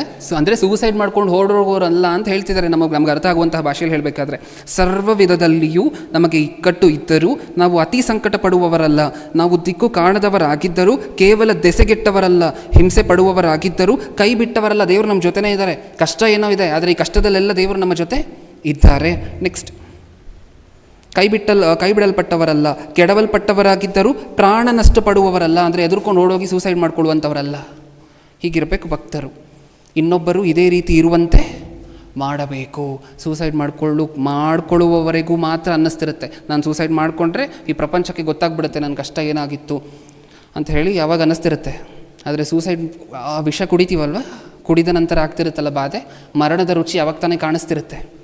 ಆತ್ಮಹತ್ಯೆ ಮಾಡ್ಕೊಂಡಾಗ, ಹಗ್ಗ ಕುತ್ತಿಗೆಗೆ ಹಾಕ್ಕೊಂಡಾಗ, ಕೆಳಗಡೆ ಬಿದ್ದಾಗ ಟೈಮ್ ಬೇಕಲ್ವ ಪ್ರಾಣ ಹೋಗಲಿಕ್ಕೆ, ಆ ಗ್ಯಾಪಲ್ಲಿ ಕಾಣಿಸ್ತಿರುತ್ತೆ, ಮರಣದ ರುಚಿ ಗೊತ್ತಾಗ್ತಿರುತ್ತೆ. ಅಯ್ಯಯ್ಯೋ ಏನಕ್ಕೋಸ್ಕರ ಚೇರನ್ನು ತಳ್ಬಿಟ್ಟೆ, ಕಾಲು ಕೆಳಗಡೆ ಇದ್ದಂತಹ ಚೇರನ್ನು ನಾನೇ ತಳ್ಕೊಂಬಿಟ್ನಲ್ವ, ಇವಾಗ ನಾನು ಬದುಕಬೇಕು ಅಂದರೆ ಯಾರು ಬದುಕಿಸ್ಲಿಕ್ಕೆ? ವಿಷ ಕುಡಿದ ನಂತರ ನಾನು ಬದುಕಬೇಕು ಅಂತ ಅಂದ್ಕೊಂಡ್ರೆ ಅದು ನಮ್ಮ ಕೈಯಲ್ಲಿ ಇರೋದಿಲ್ಲ. ಆದರೆ ಬದುಕಿಸ್ತಾರೆ, ಇಲ್ಲ ಅಂತ ಹೇಳಿದ್ರೆ ಹೋಯಿತು. ಇದೆಲ್ಲ ನಮ್ಮ ತಲೆಯಲ್ಲಿ ಇಟ್ಕೊಂಡು ಈಗ ಸಂದೇಶ ಹೇಳಿದುವಂತಹ ಕಾರಣ ಒಂದೇ, ಈ ಪ್ರಪಂಚಕ್ಕೆ ಕೌನ್ಸಿಲಿಂಗ್ ಮಾಡಬೇಕು ಅಂತ ಹೇಳಿದ್ರೆ ಕ್ರೈಸ್ತರಿಂದ ಮಾತ್ರ ಸಾಧ್ಯ. ಎಷ್ಟೇ ದೊಡ್ಡ ಡಾಕ್ಟ್ರನ್ನ ಕರ್ಕೊಂಬಂದು ಆತ್ಮಹತ್ಯೆ ಮಾಡ್ಕೋಬೇಡ ಅಂತ ಹೇಳಿದ್ರೆ, ಇವಾಗ ಆತ್ಮಹತ್ಯೆ ಮಾಡ್ಕೋಬೇಡ ಅಂತ ಹೇಳಿದ್ರೆ ನಾಳೆ ಟ್ರೈ ಮಾಡ್ತಾನೆ, ಹೌದಲ್ವಾ? ಅದಕ್ಕೋಸ್ಕರ ಕ್ರೈಸ್ತರಾಗಿದ್ದು ಸಿಕ್ಕದಂಥವ್ರಿಗೆಲ್ಲ, ಯಾರೇ ಕಷ್ಟದಲ್ಲಿರಬಹುದು, ಬಾಧೆ ಅಂತ ನಿಮ್ಗೆ ಹೇಳ್ಕೊಳ್ತಿರ್ಬೋದು, ಪ್ರತಿಯೊಬ್ಬೊಬ್ಬರ ಮುಂದೆ ಈ ಸಂದೇಶವನ್ನು ದಯವಿಟ್ಟು ಇಡಿ. ಅವರು ಇನ್ನೊಂದು 4 ಜನಕ್ಕೆ ಹೇಳಿದ್ರೆ ಅಟ್ಲೀಸ್ಟ್ ನಮ್ಮ ಮೂಲಕ ಒಂದು 4 ಜನರ ಪ್ರಾಣ ಹೋಗುವಂತಹ, ನಮ್ಮ 4 ಜನರೂ ಸಹ ಪ್ರಾಣ ಕಳ್ಕೊಳ್ಳುವಂಥವರು ಸಹ ಏನು ಮಾಡ್ತಾರೆ, ದೇವರು ಕೊಟ್ಟಿರುವಂತಹ ಪೂರ್ಣಾಯುಷ್ಯ ಬದುಕಿ ಆಮೇಲೆ ಪ್ರಾಣ ಬಿಡ್ತಾರೆ. ಕಣ್ಮುಚ್ಚಿ ಪ್ರಾರ್ಥನೆ ಮಾಡಿ ಮುಗಿಸ್ಕೊಳ್ಳೋಣ. ಪ್ರೀತಿಯುಳ್ಳ ಪರಲೋಕದಲ್ಲಿರುವ ನಮ್ಮ ತಂದೆ, ಒಂದು ಮಹೋನ್ನತವಾಗಿರುವಂತಹ ದಿನವನ್ನು ಕೊಟ್ಟಿಕ್ಕಾಗಿ ನಿಮಗೆ ಸ್ತೋತ್ರಪ್ಪ. ಹೌದು, ನಮ್ಮ ಒಳಿತನ್ನು ಕುರಿತು ನಮಗೋಸ್ಕರ ನಮ್ಮ ಮೇಲಿರುವಂತಹ ಕಾಳಜಿ ನಿಮಿತ್ತ ನೀವು ಸತ್ಯವೇದದಲ್ಲಿ ಬರೆಯದೇ ಇರುವಂತಹ ಮಾತಿಲ್ಲ ತಂದೆ. ಈ ಸಮಾಜದಲ್ಲಿರುವಂತಹ ಪ್ರತಿಯೊಂದೊಂದು ಸಮಸ್ಯೆಗೂ ಸಹ ಪರಿಪೂರ್ಣವಾಗಿರುವಂಥ ಉತ್ತರ ಯಾವುದಾದ್ರೂ ಪುಸ್ತಕ ಕೊಟ್ಟಿದೆ ಅಂತ ಹೇಳಿದರೆ ಅದು ಸತ್ಯವೇದ. ಆತ್ಮಹತ್ಯೆ ಮಾಡಿಕೊಳ್ಳುವಂತಹ ಪ್ರತಿಯೊಬ್ಬೊಬ್ಬರಿಗೂ 2 ಉದಾಹರಣೆ, ಉತ್ತಮವಾಗಿರುವಂಥ ಉದಾಹರಣೆಯನ್ನು ಸತ್ಯವೇದದಲ್ಲಿ ಇಟ್ಟಿದ್ದೀರಾ. ಒಂದು ಇಸ್ಕರಿಯೋತ ಯೂದನ ಉದಾಹರಣೆ ಆದರೆ ಇನ್ನೊಬ್ಬ ಸೆರೆಮನೆಯ ಅಧಿಕಾರಿಯ ಉದಾಹರಣೆ ತಂದೆ. ಹೌದು, 2 ಉದಾಹರಣೆಗಳನ್ನು ಆಲೋಚನೆ ಮಾಡಿದ್ದೀವಿ, ಸಂತೃಪ್ತಿ ಹೊಂದಿದ್ದೀವಿ. ಇದನ್ನು ಇನ್ನೊಬ್ಬರಿಗೆ ಹೇಳ್ತೀವಿ ಅನ್ನುವಂಥ ಭರವಸೆಯನ್ನು ಕೊಡ್ತಾ, 2ನೇ ಸಂದೇಶವನ್ನು ಪೂರ್ಣ ಗ್ರಹಿಕೆಯಿಂದ, ವಿವೇಕದಿಂದ ಅಂಗೀಕಾರ ಮಾಡ್ತೀವಿ ಅನ್ನುವಂಥ ಭರವಸೆಯನ್ನು ಕೊಡ್ತಾ ನನ್ನ ಪ್ರಾರ್ಥನೆ ಯೇಸು ಕ್ರಿಸ್ತರ ನಾಮದಲ್ಲಿ ಸಮರ್ಪಿಸಿ ಬೇಡಿಕೊಳ್ಳುತ್ತಿದ್ದೇನೆ. ಪರಲೋಕದಲ್ಲಿರುವ ನಮ್ಮ ತಂದೆಯೇ.